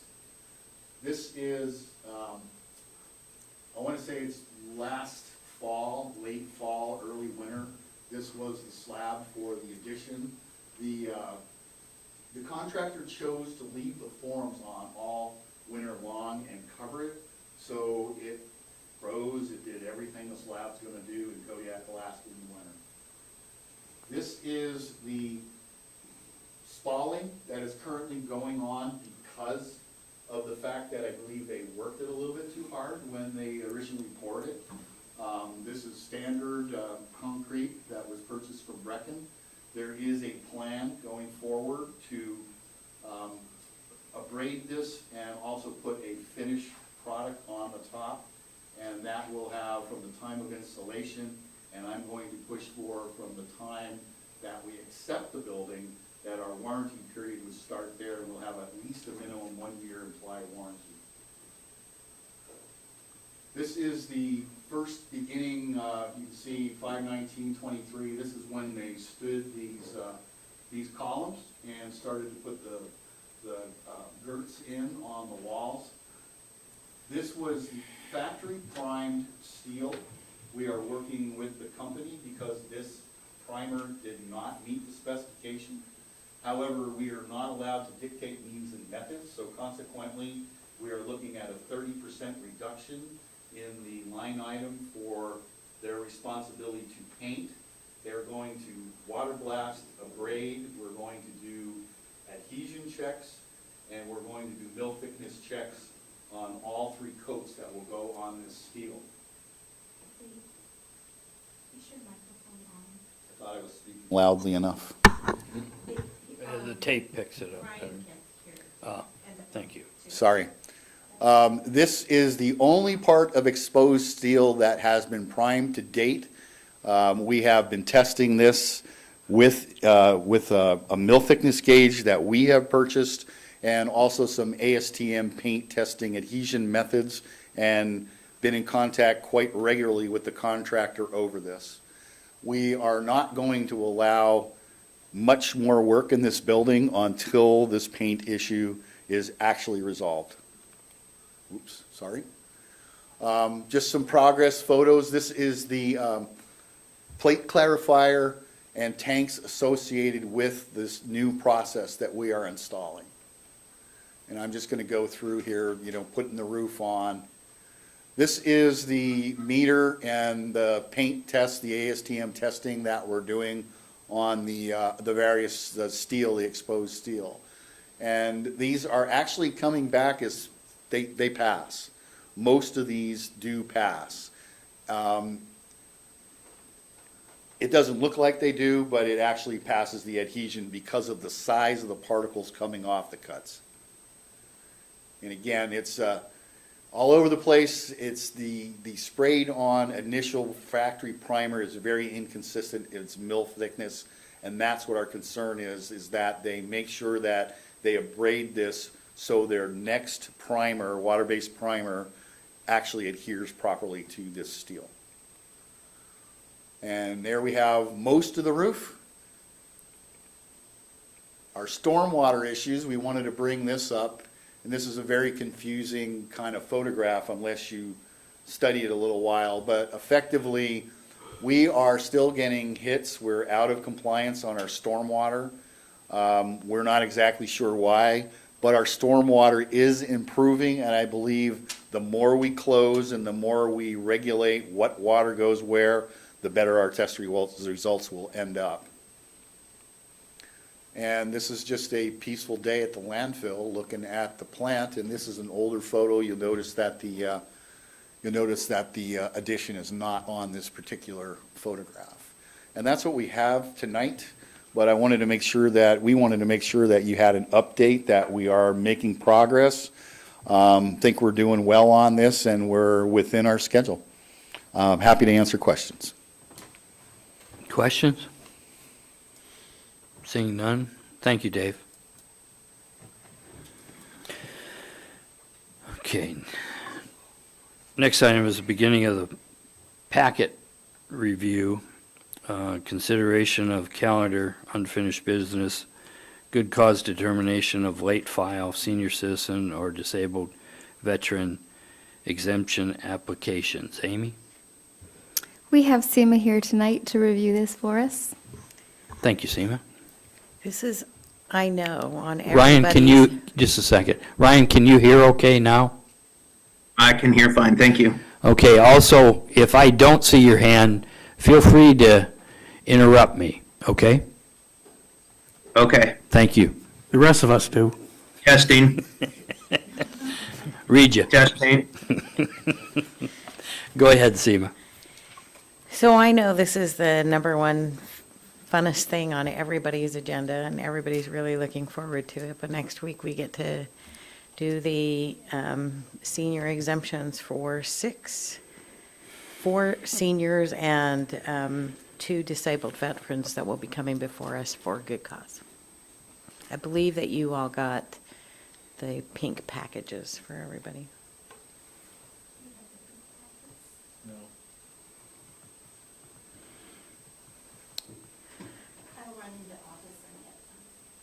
Okay, thank you. Thank you, Seema. Thank you. Nova will get those in hand. I have a also. question, Seema. Go ahead. The last time we were discussing these things, it came up that Anchorage handles things in a way that's not as contentious, I guess, or at least someone suggested that Anchorage's methods for dealing with late applicants was different from ours. Do you have any information on that? So we are the only borough that does a yearly application. Anchorage, everybody else, all the other boroughs that I talk to that do the senior exemption have 3 to 6 additional people in their offices that deal with exemptions alone, because they are a one and done, but all of these people still have to be checked. Anchorage came up, and over the years, they figured out that they lost $760 million in property taxes for people that either had moved or don't follow the PFD or don't follow the rules according to their code. So because of that, they added 6 people to just monitor their applications. I talked to Matsu, I talked to just about every borough, Juneau, even, North Slope is Fairbanks, North Star? Fairbanks, but up like even in Borough and stuff like that, they have Ketchikan. Everybody has no less than 3 people that monitor senior exemptions throughout the year. And we can have a talk about all of that. I have several ideas if you guys want to go that way. I think that I was thinking that probably on the September agenda, we'd try to get some discussion going on how you guys want to go forward. But for 2023, we are stuck with code the way it is, and we can't go backwards. So one of the differences is that in Anchorage, if they apply for an exemption, they get it for the duration of their time. They're a one and done is Yeah. what they call it. So Yeah. if you sell the property and they see it, then of course you lose your exemption. And there's no requirement to announce that you've sold your property. There is not a requirement. There's not a requirement here either. Yeah. We do it annually because we have less than the number of people that Anchorage does. And it's our way of being able to monitor people without having to have 3 to 6 additional people in our offices. Thank you for that information. Okay. So, thank you, Seema. Any other questions of Seema? Okay. Moving on, we've got contracts is the next thing under new business. Contract number FY 2019-10U, change order number 21, authorization for architectural and engineering services term contract for design for the North Star Elementary School roof and skylight replacement project. Amy? Thank you. We have our Engineering Facilities Director, Dave Conrad, here, and he'll be updating us on 1, 2, 3, and number 6 on contracts tonight. Yeah, so I apologize you have to put up with me so much tonight, but here we are. Contract number FY 2019-10U. This is a change order to Jensen Yorba Wall to perform the design work for the roof replacement and the skylight replacement project at North Star School. There is already some leaking going on in North Star. The last time I was in there, kids should be issued life jackets to go into the library, quite frankly. There were literally blue tarps on the floor and the water was ponding. Our current project that is going on there right now is not is dealing with siding and windows. It's not roofing. So you have a school that's 20 plus years old, and here we have a membrane roof that is going to need to be replaced. And we had talked for the longest time now, at least you've been hearing from me, that I've been promoting trying to get the physical exterior packages of these schools in order, because if we keep allowing our schools to leak and keep continuing to degrade. So we picked North Star, and we're promoting this because this is, quite frankly, let's finish one school, then move on to East. The next school we're going to talk about tonight is East. So this is going to be funded.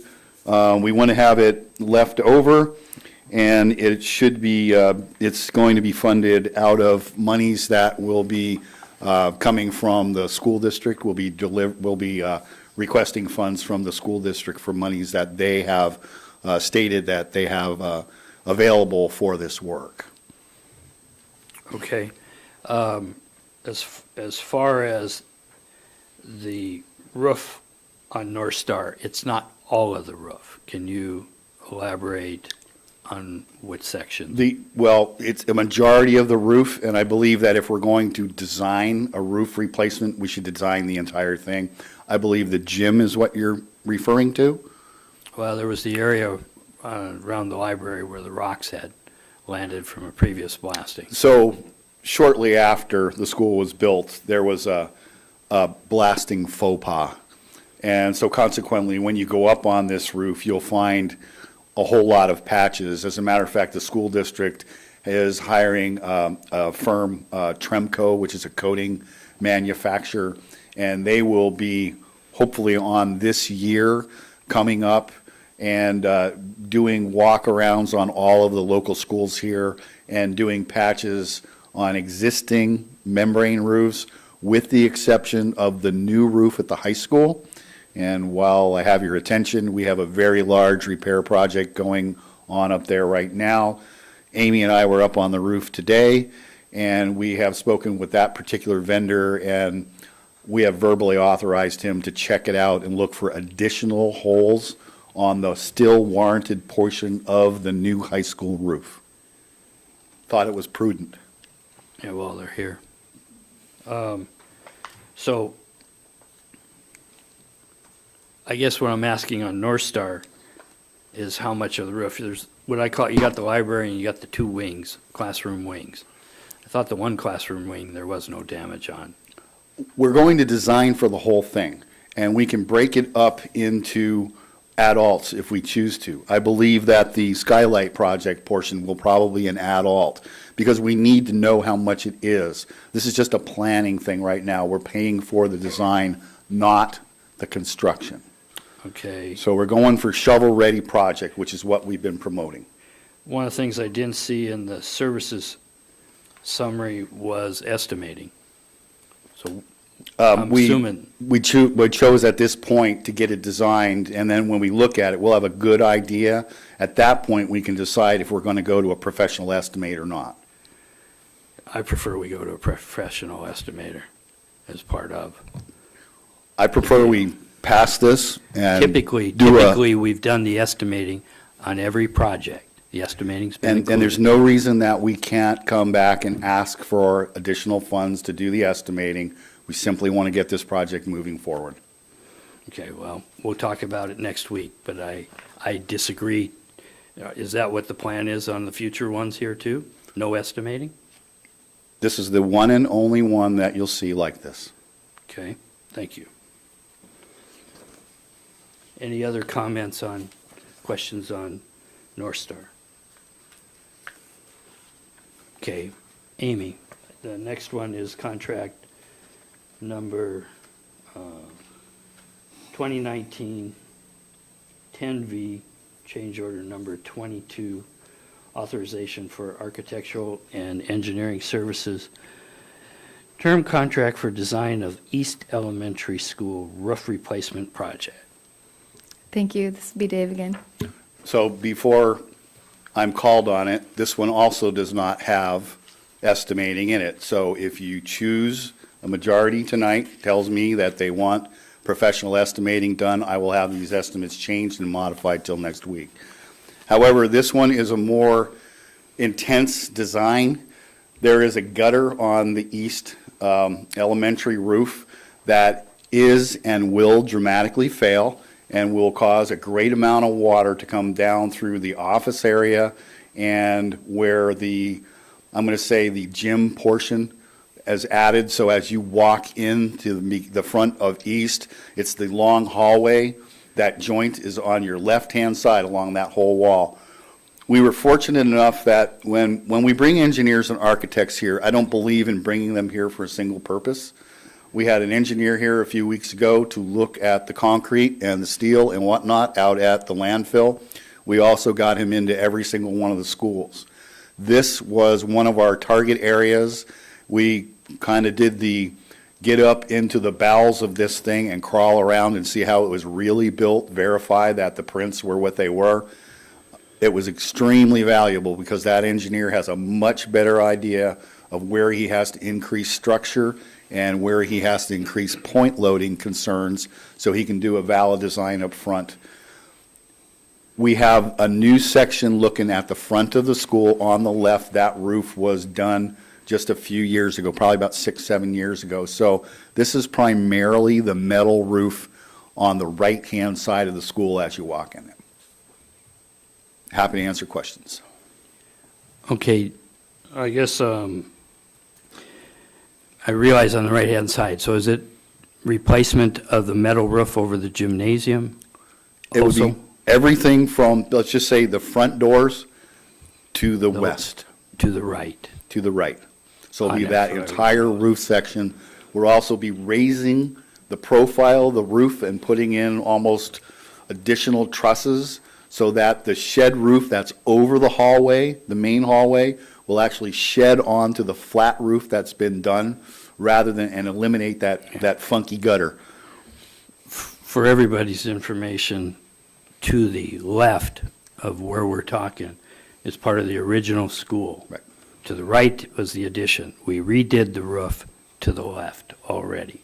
So this is replacing the roof on the entire new addition that was done after the original. Well, there's Dave? Go ahead, Dave. There's also some fascia issues that I think we're going to run into here because of the way the gutter is on that section of the roof. We'd be much better off trying not to contain, but put an external gutter likely on this so we can drain it dramatically away from the building, not make it as a structural portion, but I hate to say this, but kind of like I would rather have the gutter ripped off my house and fix my fascia than have my gutter part of my fascia. So I want to make sure that we have a good end product that even if a gutter fails, it's not going to take the roof a large cost to repair the roof in the future. Thank you. Larry? Ryan has his hand up. Thank you. Ryan? Yeah, thank you very much. I just want to make a general statement, not about this particular contract, but in sitting here and listening to Mr. Conrad, I want to compliment the passion that he has in these projects, and I want to give him my sincerest appreciation of keeping these facilities up and going. One of the things that does bother me is looking at this agenda and seeing change order numbers 21 and 22. And I'm hopeful that as we progress down future projects, that we don't see change orders of that magnitude, knowing that it removes the competitive bidding process for unscoped or non-planned items. And just for the point of clarification, I am in 100% support to get professional estimates done for any of the work that is slated in front of us. Thank you.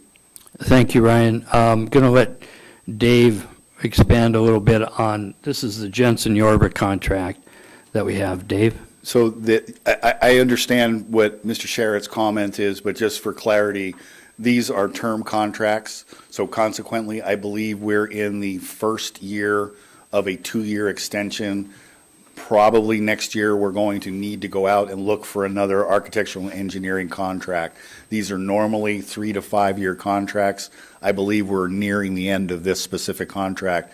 So it is a lot of change orders, but this is probably high school change orders, all of the other projects we have done cumulative over the last 5 or 6 years. Yeah, this was after the high school Okay, well, construction. then it's since. Right, exactly. And so it's basically all the schools. Jerry? Oh, thank you. Can you help me understand the, how common is it to have estimations or an estimator in design plans and also in a shovel project ready plan? Well, as long as everyone realizes, first of all, I think it's a good idea to have an estimate and done by a third-party professional estimator, because that removes your question of, well, did the architect sharpen his pencil correctly or not?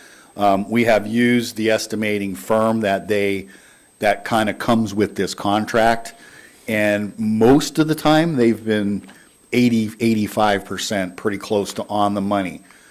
It's a snapshot in time. Right. So if we do a shovel-ready project, and then we decide not to fund this roof 5, 6, 7 years and keep just putting patches on, ball your estimate up and throw it away. Right, right. So and Ryan, I appreciate your comments on the estimating, because Dave, I do feel we need to include estimating on both of these, previous one and this one. Larry? Just to clarify, going back, Dave, with what you said earlier, part of this is really to discover out what the problem is and the scope of the problem on the roofs. And I think what you said was that once you have that information, then you would make decisions based on what we could accomplish or what needs to be done, to do it thoroughly. And the delay in estimation is to wait until you figure out what the problem is before we go ahead and estimate a project that is broader than we can pay for or beyond the scope of what you've found necessary to do. Did I misunderstand you? Dave? No, and I wasn't trying to be flippant when I answered the question. I believe that I would like to get this going, fully standing in front of you, hearing that you want a professional estimate. If we get these passed, then the first thing we do is, sorry, Mr. Sherritt, go for a change order and add an estimator on this. Because it's the same. We just need to go back to the architectural firm, ask them to have their professional estimating service do that. I agree with everything you said, Mr. Ledoux. Yeah. I disagree, because on all of our projects, we've had estimating included. And yes, as part of the design work, you find out what the issue is, and you get that design, and then we have the estimates, especially when we're reviewing the 95% drawings that we have for our information. So this is what we've done all along, and I think we need to stick with that. and the estimating should be part of this. And that's fine if it, hopefully they could possibly get you something in a week.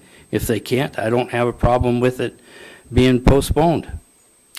That's totally up to the Assembly's decision.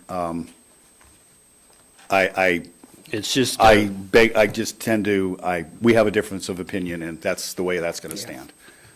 yes, we have a difference of opinion on these projects, but on all the previous projects, we've gotten estimating as part of the project.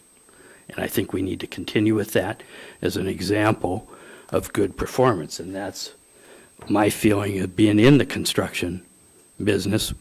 I think it's appropriate. So, any other questions on the design project that, on what amounts to East Elementary roof replacement? Any questions? And then Larry. I want to echo Mr. Sherritt's comments that I really very much support your effort to ensure that the roofs and the siding of all of our buildings are up to par, and, taking care of the inside. Too many times we've had to fix things because the roofs were leaking and not taken care of, or the siding. So I appreciate all the work that you're doing to make this happen, and at least from this assembly person, you have 100% support as you move forward. So, on the issue of the estimating, what's the wishes of the assembly? Did you raise your hand, James?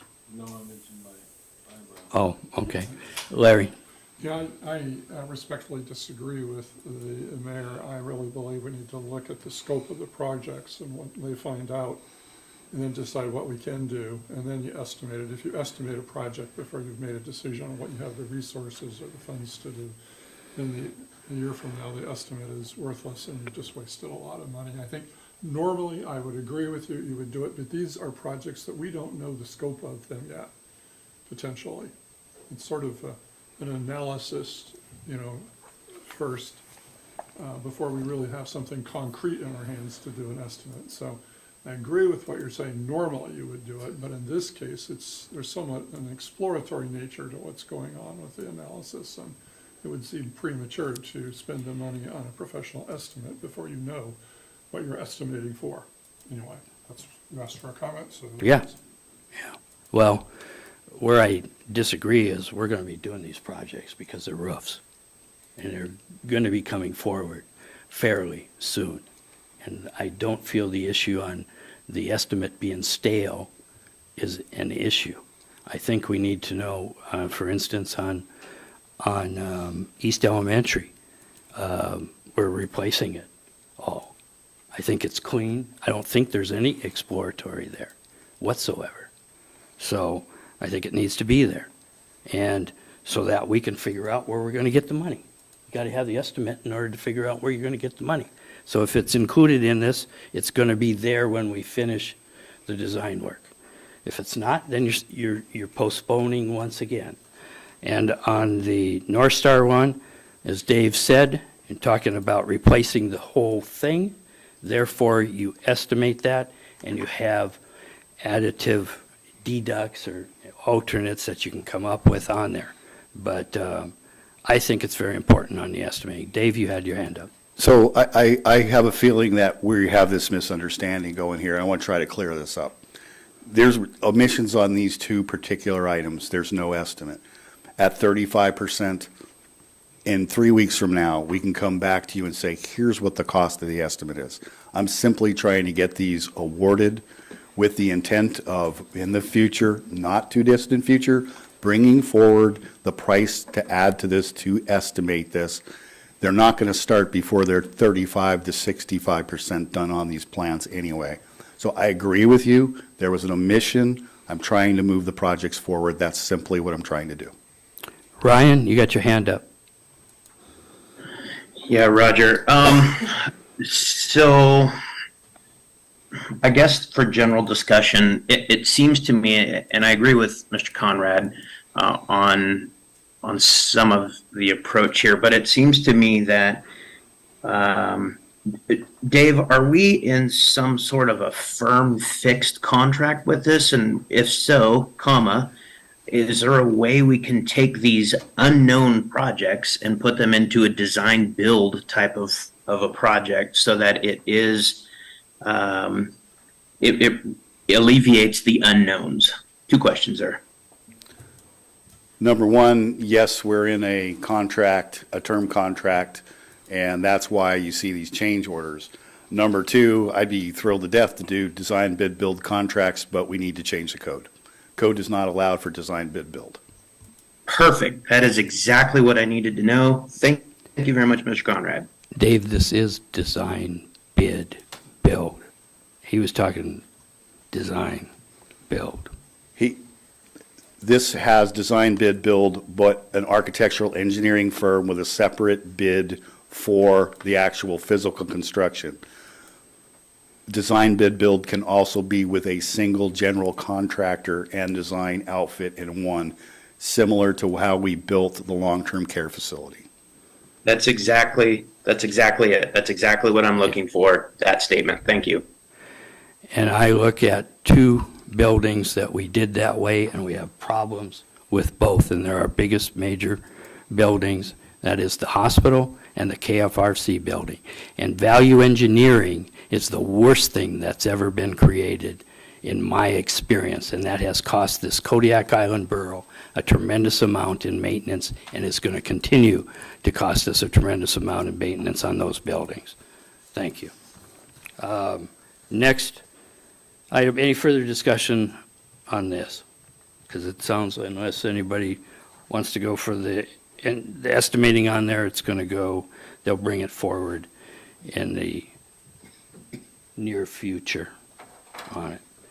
Next one is contract number 2022-30, change order number 5, authorization for the landfill stage 3 closure project with Brecken Construction LLC. Amy? So basically, this is hopefully the final change order that we're going to be requesting with Brecken. We had them do all of the gravel, all the materials that were required. There was an estimate that you guys approved when we did the blasting contract portion of this, the blasting portion of this contract. And now this is basically the catch-up, because now we know after it being in a stockpile, utilizing what we use calculating by measurement, having it verified by 2 surveyors, this is the final that we're going to pay for this rock. And it's $235,000, and you say it's after completion of rock processing, it's determined that an additional 10,000 cubic yards of rock could be available to KIB. So we're asking for a little bit more dollar value, but we are paying on the unit price. So once we have the final measured price, that will be the actual cost. So this may vary a little bit, but if anything, it will go down, not up. Okay. Thank you. Any questions? Seeing none, we'll go ahead and move on to the next contract. I've got a question. What's that? I've got a question. Oh, sorry, Ryan. Go ahead. No problem. I just want to get a determination of a potential conflict of interest. I do have contracts in place with Breckens through my business, not associated with the landfill at all, but I'd like full transparency and get a determination from the assembly or from the mayor on whether or not I can or cannot vote on this particular contract, knowing that I do have contracts in place with Breckens Construction. Thank you. I guess we'll have a sidebar later as far as the extent of the contracts that you have with Brecken, and put it on the list to Only talk. hazmat, sir. What's that, Ryan? Only hazardous materials. That's it. Okay. Yeah, I'll talk about value and what that is, but Nova, if you would put that on the list to talk with the attorney about too. Thanks, Ryan. So any further discussions of Dave on the landfill project? Megan, you can do this next one. What's that? Okay. So next item is contract number FY 2024-2 provision of destination marketing and tourism development services with Discover Kodiak. And Amy? Well, we do have Megan here, but I feel like I'm pretty familiar with this contract. So this is the annual contract with Discover Kodiak for $75,000 to do the marketing and develop tourism in the Kodiak region. So this is the standard contract that we use. Traditionally, we use our accommodation tax pass-through money. Last year, we used almost all of that, but that fund is rebuilding as tourism is returning to the island. So this is just the standard contract that we've used with that organization for the last few years. My signature has just moved from the right to the left. Thank you. Any further questions on this by the Assembly? Ryan, go ahead.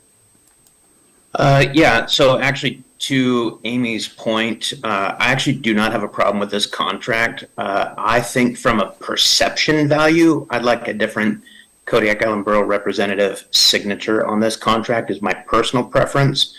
And that's just to alleviate any perception issues. Thank you. Okay, I guess we could consider that. James? I would disagree on that one. Okay. Me too. I Larry? disagree with it too. Okay. Scott? I disagree with it too. Jared?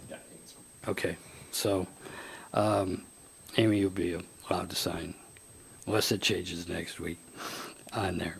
Next one is item 5, contract number FY 2024-3, a memorandum of agreement between the State of Alaska Department of Transportation and Public Facilities and the Kodiak Island Borough for Sargent Creek and Russian Creek Bridges Planning and Environmental Linkage Pell Study. Amy? This one we will have Megan come up and tell you about. Or you want Dave?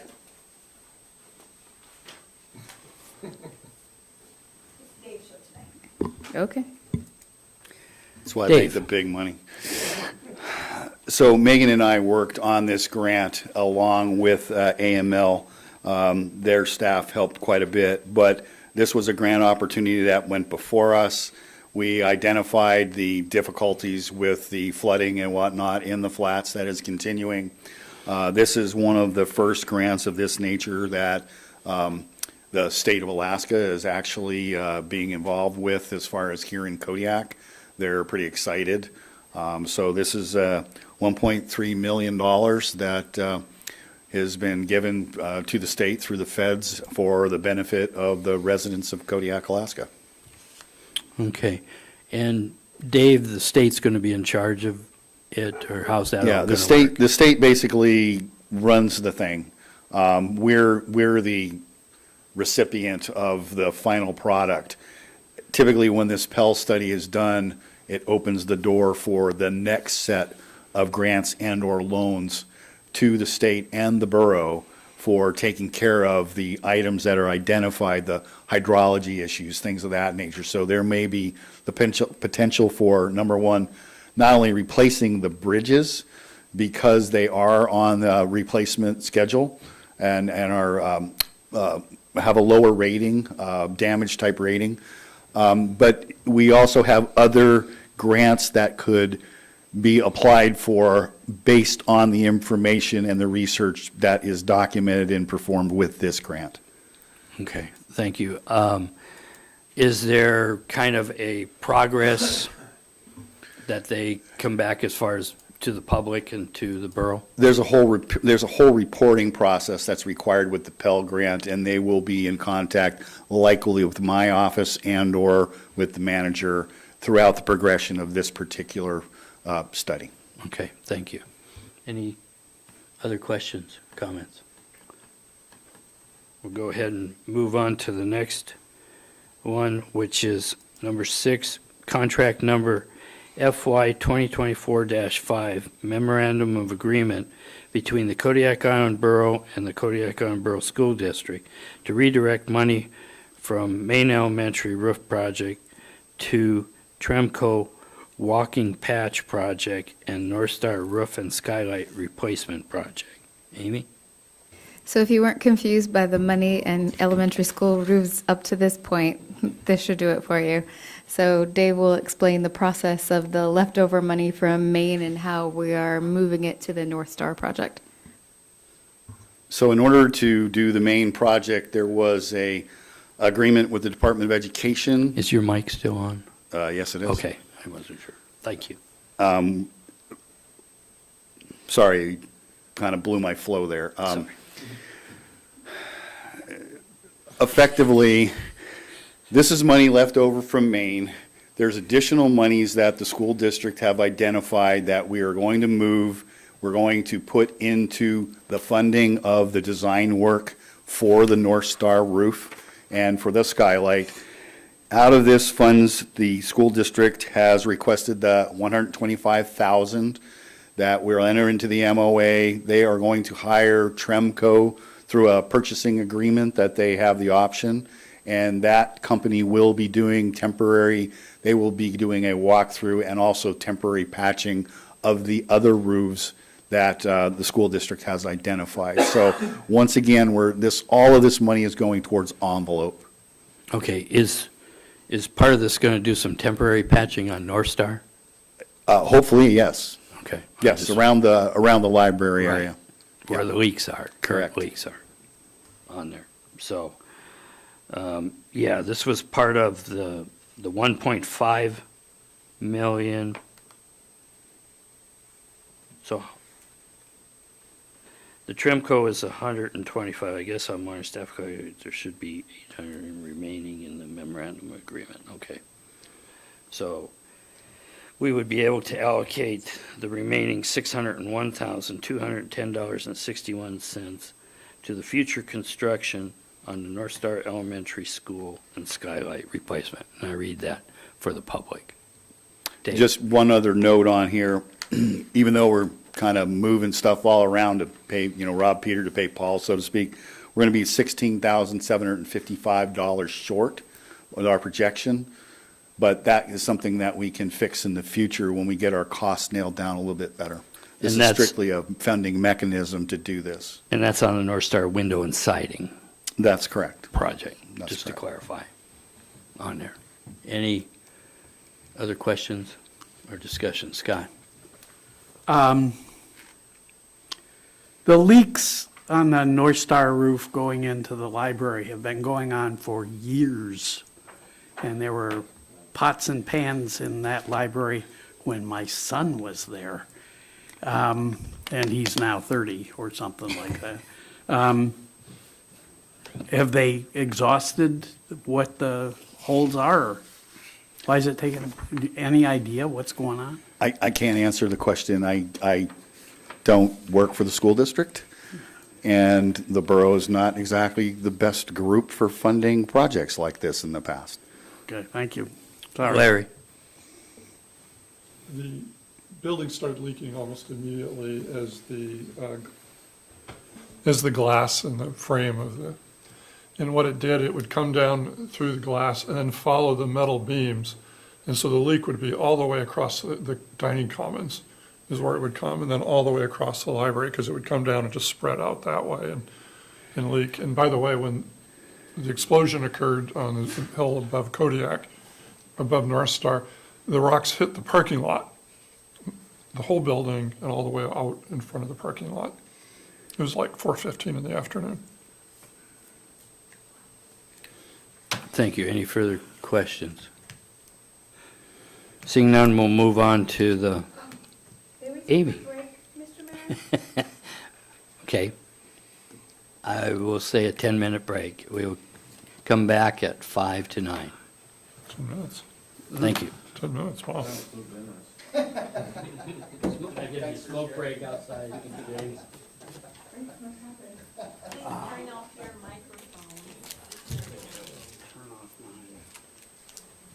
Just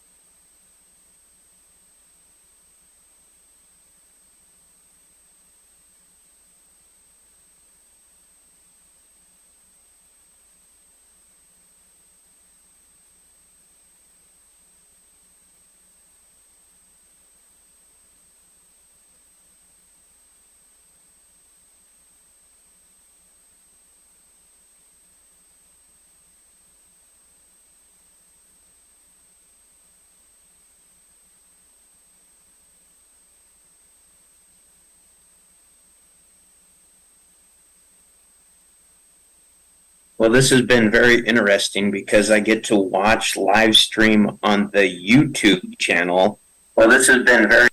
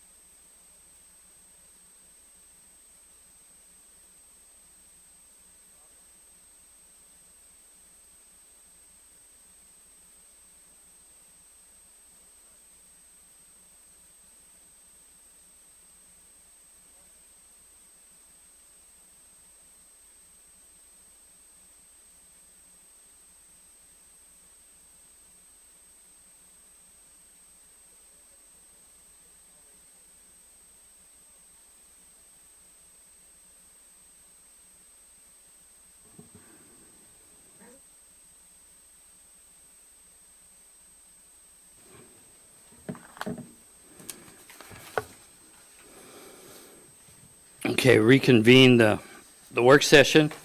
Next item is resolutions, and the first thing under there will be the resolution number FY 2024-3, allocating fiscal year 24 Kodiak Island Borough nonprofit funding, which we've discussed and will further discuss next Thursday. So the next one is number 2 is resolution number FY 2024-4, authorizing the manager to execute a grant agreement with the Department of Commerce, Community and Economic Development legislative grant for the purpose of repair and replacement of playground equipment at the Sargent Creek Park. Amy? Thank you, Mr. Mayor. Mr. Conrad is going to again, right? He's like, I am. Tell us about this one. So we got the grant from the state to build the Anton Larson dock, which we completed. And there was total commitment to trying to spend these funds out there. However, what we did discover is that the bridge at the Buskin is no longer rated to the capacity to run dump trucks and whatnot out there. I know that Coast Guard Fire no longer will respond to T1. So consequently, if you can't run this material out there, we were going to redo parking lots, things of that nature. After the job was completed, we redid signage, we did a little bit of cleanup out there, and there was several discussions about whether or not we could do blasting, and it was determined it wasn't enough. There was a conversation about, can the dock be extended? P&D Engineering, Paul and Doug, who P&D Engineering is named after, they were of the opinion that because of the embedment depth of the pilings that were put out there, the type of rock, and because of the shear of the ice and the wind, that it would be best not to add on to this dock at this location, to look for an alternate location. So Matt and I made a decision to not look at doing design work to extend the dock. A couple of months ago, I got a call from Gary Stevens' office because they saw that this grant was going to lapse. Also, there was this little thing called a pandemic in the middle there. Because the grant was going to lapse, the person in Gary's office suggested that we look at, was there a project on the CIP list that we had put in for funding from the state in the past? And this Sargent Creek Park project had been on the CIP list for several years. I don't know that this money will pay for everything that that community wants. However, we are taking it from a recreational grant and using it for another recreational purpose. And I'm not going to speak to why the community wants it. They've already done that for themselves, and I'm sure they'll do it again next week.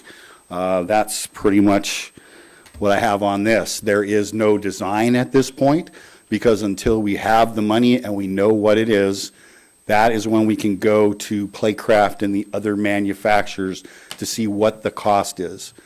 Being involved in playgrounds in the past, they are way more expensive than you ever think they are when you walk in the door.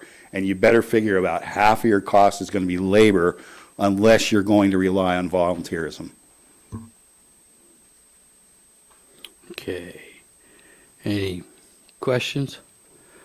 I'm going to throw a little discussion in. I'm a little disappointed that the Assembly wasn't kept abreast of this information prior to this deadline that come up, Dave. It would have been nice to know about the P&D determination on the dock extension, especially when one of the alternates on the original bid was to add 60 feet to it. That was an additive alternate. We did not have the money to do that.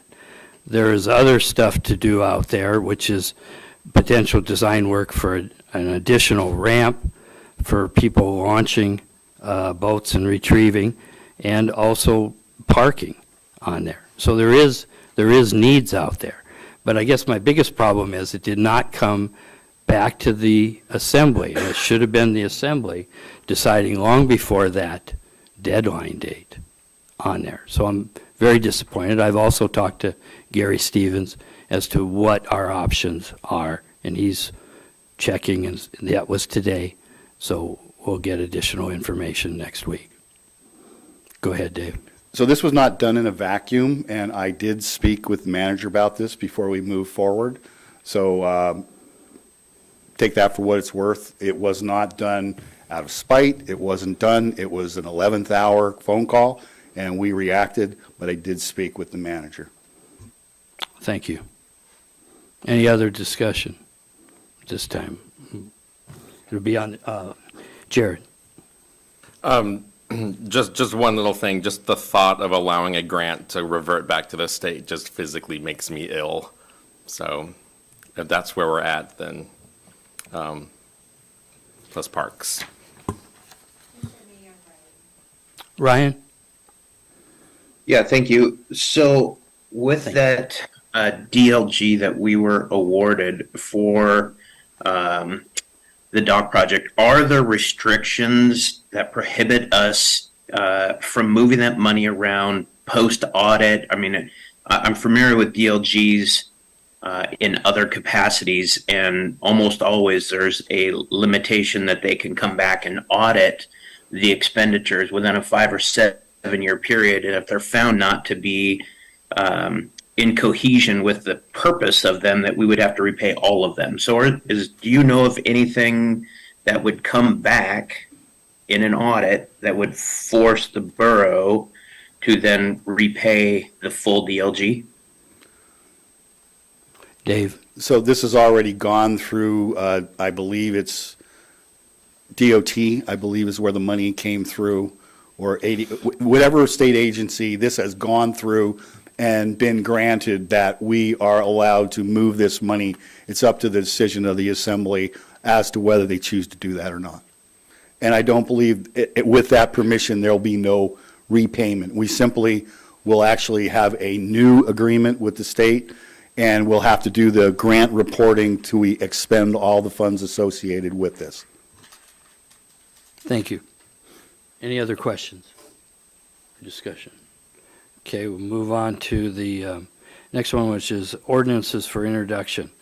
Ordinance number FY 2023-18, amending Kodiak Island Borough Code, Title I, General Provisions, Chapter 1.2, General Penalty Section 1.20.050, fine schedule, setting out penalties in the minor offense fine schedule, and amending Title 8 Health and Safety Chapter 8.2 Littering, Section 8.20.010 Unlawful Acts Regarding Littering and Improper Disposal of Waste. Amy. Thank you, Mr. That's a Mayor. mouthful. Seema is here in her interim community development director capacity. UMOD is something we've been looking at for a long time, so it comes back to us to try to get those fines changed so that we have some teeth in stopping littering and other such things. So, Seema? What a perfect introduction for this. So this is the ordinance that we're bringing forward as that has been discussed with the assembly. We had a couple of versions. This is version 2 that you guys agreed to liking better than version 1. So this is for all of the illegal dumping. It will be at the, whether you do it at the trash container site or on the road off out of your truck, whether it's a mattress or a Christmas tree, any kind of illegal dumping, we'd be able to do something about. It will also include zoning compliance and being able to fine for zoning compliance if somebody builds something. That part of it is just going to allow us to be able to get with building and safety and make sure that things are going through the building procedure and stuff like that, that firewalls and those kinds of things that are important to make sure that people are safe in what they're doing. Will also, that we have the capability to stop them, fine them, and make sure that they're doing the right stuff. Yeah. Seema, for the public that's not privy to all this, would you mind highlighting the changes? There's not So- that many of them. There aren't. So for littering, for KIBC 8.20.010A, the littering, the fine. Now, these fines were originally made. We're just actually now going to say that we can do them. So at some point, I want to say in, I think 2019 or 2020, the Assembly voted UMOT to not be in effect. And so we're just asking for these specific ones to come back. We didn't change the dollar amount on them. We are just asking that these specific, I think there's 7 things in it that actually become effective and that we can fine for them. So it's KIBC 8.20.010A and B. Littering will be $100 for the first offense, $300 for the second offense, and $1,000 for the third offense. And it's the same fine for allowing a vehicle to be used in littering. The change that we made to that one is that so that we could use a license plate to be able to fine off of. Before, the way it was, we had to prove that the person that was driving the car owned the car and was the one that was littering, and now it's not going to matter the way that we've written this one.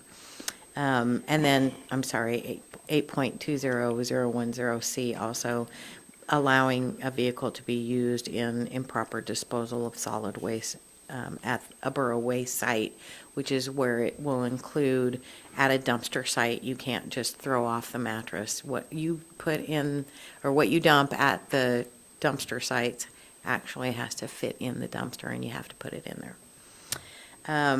KIBC 15.50.030 is a violation of a stop work order, so that's part of the zoning compliance that we're asking for. It is $300 per day. KIBC 17.15.060 is the failure to obtain a zoning compliance permit.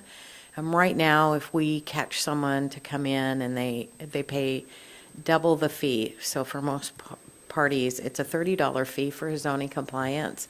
And if we ask somebody to come in and they do comply with that, we only charge them $60. So if we ask them to comply and they don't, that's the only time that they're going to get the $300 fee. KIBC 17.15.020, use occupancy construction in violation of zoning limitations, is a $300 per day. And that is actually in accordance with the building and safety and helps them to be able to fine also. And so now the city will be, and building and safety and the borough will actually be able to work together hand in hand on that one. KIBC 165.050 is the improper use of recreational vehicle as a dwelling unit. And that would be a mandatory court appearance because the borough doesn't really want to get involved with people and taking away a living area or a living, like where somebody lives without it going to court. We don't want to be like, oh, you can't do this. We really want the court involved for this violation in code. Thank you. Any questions of SEMA? Scott? In some of them, there was one fine for first offense and then a different one for second offense. And one of them was $83 for the third offense. Does anybody know if these additional penalties actually work? So I think those ones were our animal control, and we'd have to get with animal control. Well, you've got it on the first one you suggested went from 100 to 300 to 1,000. Does anybody know if these different charges for the first, second, and third offense actually dissuade people from doing it multiple times? I mean, my experience is if people do it more than once, they don't care, they're just going to continue to do it. We never got to do those fines because we were always limited by the vehicle license plate. So since I've been here, we've never been able to, so only in 4 years, we haven't been able to actually go out and fine people on this I guess this would be our test case of, but I think if people understand that they are going to be getting these violations, because before, people had, my neighbor could go out there to a dump site and have a picture of someone dumping, and we couldn't use that. We couldn't use it against them because we could not say that that was Joe and that was Joe's car. So I think that allowing people to have a first, a second, and a third offense, and it increasing will deter them, because as we get to the point where we're putting this into play, people are going to be aware that, oh, okay, they're serious now. Larry? Could you give me an example of a zoning situation that would require a $300 a day fine? So I have a building in the city limits that is supposed to be a warehouse. And while assessing is out, they come back and they tell us there's all of this work going on and it's being made into offices.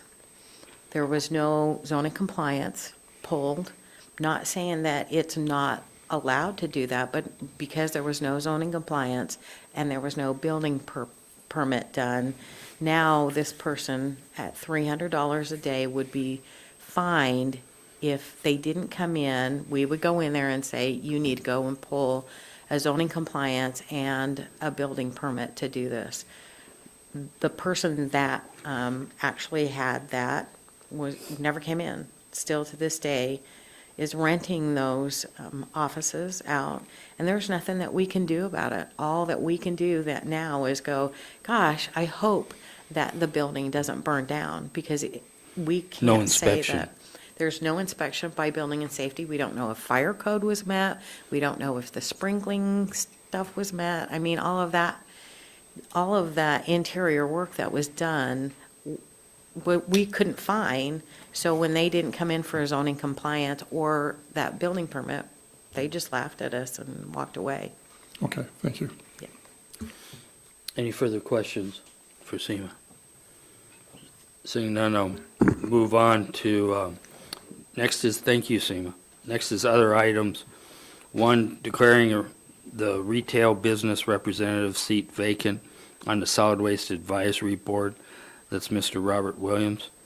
And then also declaring a seat vacant on the Parks and Recreation Committee, Benjamin Vincent. And so I'll get input, Nova, from you on both of these, please. Yes, these two are resignations. They're both moving out of town. Thank you. That's all I have. Okay. Yeah, I agree. Give me just a second here. Mr. Mayor, we have another item that we would like to add under other items, which is this letter right here. Okay. Would you like to speak? To that, about yes. I was looking on mine. I didn't have that on mine. So it's kind of Cook Inlet Citizens Advisory Committee, which I sit on, sent a request. It's part of the recertification that they go through every so many years, and requesting support from the borough and from the city. Evidently, I was on his list first, so he got with us. I got with, asked him to send in the previous one today when he talked to me this morning. And then Nova and I spoke with Shaylin Cochran with CERCAC and made some modifications to their boilerplate one, and that's what will be coming forward as a letter of support from the Kodiak Island Borough Mayor. So that'll be added to the agenda for next week, and you'll get that in your packet on there. Scott? It's a good thing. Thank you. Any other questions? No, anything you want to say on the two seats declared vacant? Okay. No further comments. Thank you. So then, back to my packet. Manager's comments. Thank you. When we don't have a meeting for a month, the manager report gets really long, so that's a good thing. Just a couple of things I wanted to touch on. Union negotiations, we did hire a federal mediator assigned to our case through Federal Mediation and Conciliation Service, and her name is Barbara, and I met with her and the IBEW rep Ryan on Monday, and it was just the three of us, and we got to talk off the record about how negotiations were going, and she asked us both questions, and it was very interesting to hear the insights from the other side. And we are meeting with our bargaining teams tomorrow at 1, so those negotiations are progressing. This is the first time I've used a federal mediator, so fun to learn about that process. And I just wanted to let you know the Bayside Fire Chief entered Canada today on his way over, so he is en route. We're excited for him to get here. And we hired a community development director who will be here mid-August, so excited to get him aboard too. Seamless clapping in the background. His name is Chris French. Chris has served as the community development director in Ketchikan in the past, and so is familiar with Alaska, and is coming back up to us from Kentucky, excited to come back to Alaska, so we're excited to get him aboard. I got to use all of the sunshine today and tour North Star. I put a couple of pictures in there from what we got to see today on page 3 of the report. You'll see how big those windows are at North Star. There was only one new one installed when we were up there this morning. And those were the two, actually there's a third one that you can't see in the picture that were out. So it's great to see those projects being started, and the new windows look the one I saw looked really nice in there. And then after lunch today, we climbed up to the roof of the high school, and the second picture is the roof of the high school to see how that project was going. And as Dave mentioned, we talked to the foreman and walked around and tested for other places and looked at holes and where water was collecting, and got to learn more about that, how that roof is put together. So that project is progressing very nicely. A great bunch of people. They very much appreciated the break in the rain to finish up that project as they're wrapping up. You'll see a lot of stuff going on in all the departments and engineering facilities. I just wanted to point out that for Providence, we have that study coming up where all the parties will be here August 7th through 11th. That's also the same week as Representative Stute's gathering, but you'll see some people around, and we have reached out to the stakeholders. I sent an email to Mike Pfeffer at CANA, and he agreed to participate and answer questions for their survey. So really happy to see all the different stakeholders showing up for that. And then the Borough building, you probably just see a bunch of parked cars out there, but those boilers have been removed. The generator is out, so it was neat to go in that space and see it empty and see how that project is going. Because it hasn't truly been summer, it's been a little chilly in the building, and so we're excited to warm it up with the sun the last couple of days. And then in finance, they are done with their interim audit, and their staff is now preparing for their real audit. Seems like they're always preparing for another audit, but things are going well. IT is progressing on the change to Windows 11. And assessing, as I mentioned in public comment, is active in Service District 1. And unfortunately, as they're talking to people, they'll be like, oh, my wife probably has her gun sighted on you right now, and getting a lot of aggressive behavior towards our people in the field. So we are trying to do a better job with how we communicate. Assessing is going to send out postcards that they designed to every member in Service District 1, and we're going to try to just do a better job with notification on the areas that we're out, and we'll probably send those out a couple of times over the summer just to get people informed and be looking for those people out in the field and try to keep them as safe as possible. Yeah, I got a comment. Sure. And Scott. So Scott and Scott. One of the things might consider is putting the notices on the doors a day or two before, and that you're going to be in the area that week, that's the next coming week on there, instead of, I heard the, knocking twice and putting the card and then going around the property. I think it would be better to give people a little more notice than that, possibly. Just a suggestion. Scott? How was your trip to Larson Bay and Carlick, and what did you come back with? The approach into Carlick is frightening. We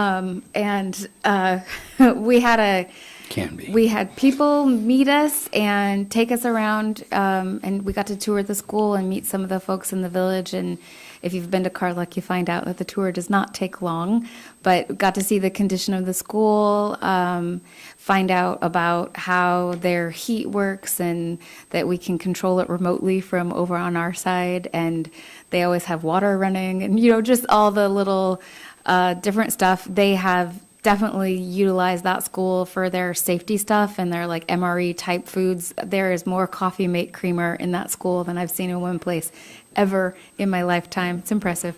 But got to meet them, and then we went over to Larson Bay where the village safety officer came and picked us up and acted as our Uber driver, and we got to go all over the village of Larson Bay as well. And we got to stop and meet with Eric O'Brien, who I helped write a letter of support for his Thriving Communities grant out in Larson Bay. So we got to meet with him out there, and then tour their hoop houses and their food sustainability programs, which are very impressive.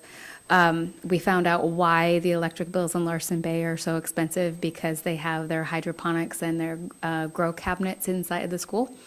And so, but Larson Bay is progressing very nicely with the agreeing to take over that school and take over those costs. They have not officially signed the paperwork, and I believe Dave sent them an email just yesterday that was like, hey, like, if you do not do this, we're going to come unplug the school and start boarding her up. So we're trying to push them towards that deadline. And the deadline was July 1st. Well, the we stopped paying was June 30th. And so we're, as those bills have come through and I'm signing them, there are notes on there like, this is the last one that the borough is paying on them. So Carlick is a little bit different story. The council has agreed to take on the utility bills for that as well. So we're planning on the June one being our last one that we're paying as well. But I'm sure you've heard that they're trying to recruit families into that community and stand up a school in the future. So that will be, well, time will tell how that situation. Two things about Larson Bay. Right? Did you visit their burn area for waste? We did not. Dave has been there, Dave's though. been there. We did The look other for question bears on was, that road. there was an announcement that I read, I'm not sure where it was, in something I read, about a federal grant program for water in remote villages. Larson Bay has a problem with their dam and their water supply and the leakage in it, which is fairly profound. And if you can suggest to them that we might be helpful as a borough in trying to get their, aid them in their grant search for money to fix those things, it'd be good. Absolutely. Thank you. Anything else, Amy? Any other questions of the manager? Seeing none, we'll move on to the clerk's comments. Thank you, Mr. Mayor and members of the Assembly. The declaration of candidacy packets are now available in the Borough Clerk's office, and they are also available on the Borough website. The incumbents were mailed packets, and also we have mailed packets to the villages as well. Please note that the candidacy filing period is from August 1st through the 15th. Please note also that the candidate names will be listed in the order that the candidacy declarations are filed. The earlier, the better. And another thing that I would like to draw your attention to would be the invitation from Representative Louis Stutz for an event at KFRC on August 8th, and it's going to be held from 4:30 to 6:30 p.m. Along with the invitation is a request for a contribution from the borough of $1,000 for a community reception. So the letter is attached to the clerk's report, and I would like to know, or I would like direction from the assembly on that one. Yeah, and as I remember, she's requesting $1,000 from the city also, just for your information. And we saw her today on there, so I don't have a problem with the $1,000. Scott? Two things. First off, do we, our school board elections, we do that as well? Yes. Okay, and there are 3 or 2? 2. 2, okay. Secondly, I support the $1,000. Okay. Jared, Larry, James, Ryan? I do have one thing to say as a public announcement. On the first thing is in regards to the $1,000 for the, that Louise Stutz has requested for. I do not have a problem. No, Say again? I have no problem with it. Thank you. That's what, there'll be assembly member comments in a bit here on it. So I think that's where you were going with your other comments? Correct. Okay, so give me a minute there. Next item. That's all you got, Nova, right? Yes, and just a reminder that we have training at 5 p.m. next week, and I will make sure that there's Thursday. snacks and goodies for Please everyone. please Thank come. you. On there. So next item is assembly member comments, and Ryan, since you spoke up first, I'm going to let you go first. Thank you very much. So Thursday, July 27th, the Alaska National Guard Armory here in town is being dedicated to Specialist 4 Daniel Lee Harmon. They are renaming the armory after him. Quite an impressive story and legacy. This is an event that is open to the public. It starts Thursday, July 27th at 5:30 p.m. We anticipate having a significant amount of attendees coming down from Anchorage, including the Adjutant General. I believe both Gary Stevens and Louis Stutz will be there. I encourage everyone from the community to come to this event. This is a pretty historic and very significant event. So that's what I've got. Again, that date is July 27th. Thank you, Ryan, and I was asked to attend that, and I said I would, so be going to it. Anything else, Ryan? Any other No, sir. comments? Okay, then move on, Scott. No comments. Larry? I just want to say that I attended Danny Harmon's funeral. I think I was probably 12 on Woody Island. It was a full military funeral, Marines, Honor Guard, Bugle, the whole works. Big event. Jared? Nothing additional. James? No comment tonight. Okay. Mayor's comment, no comment. Official travel is there. Next item is adjourned.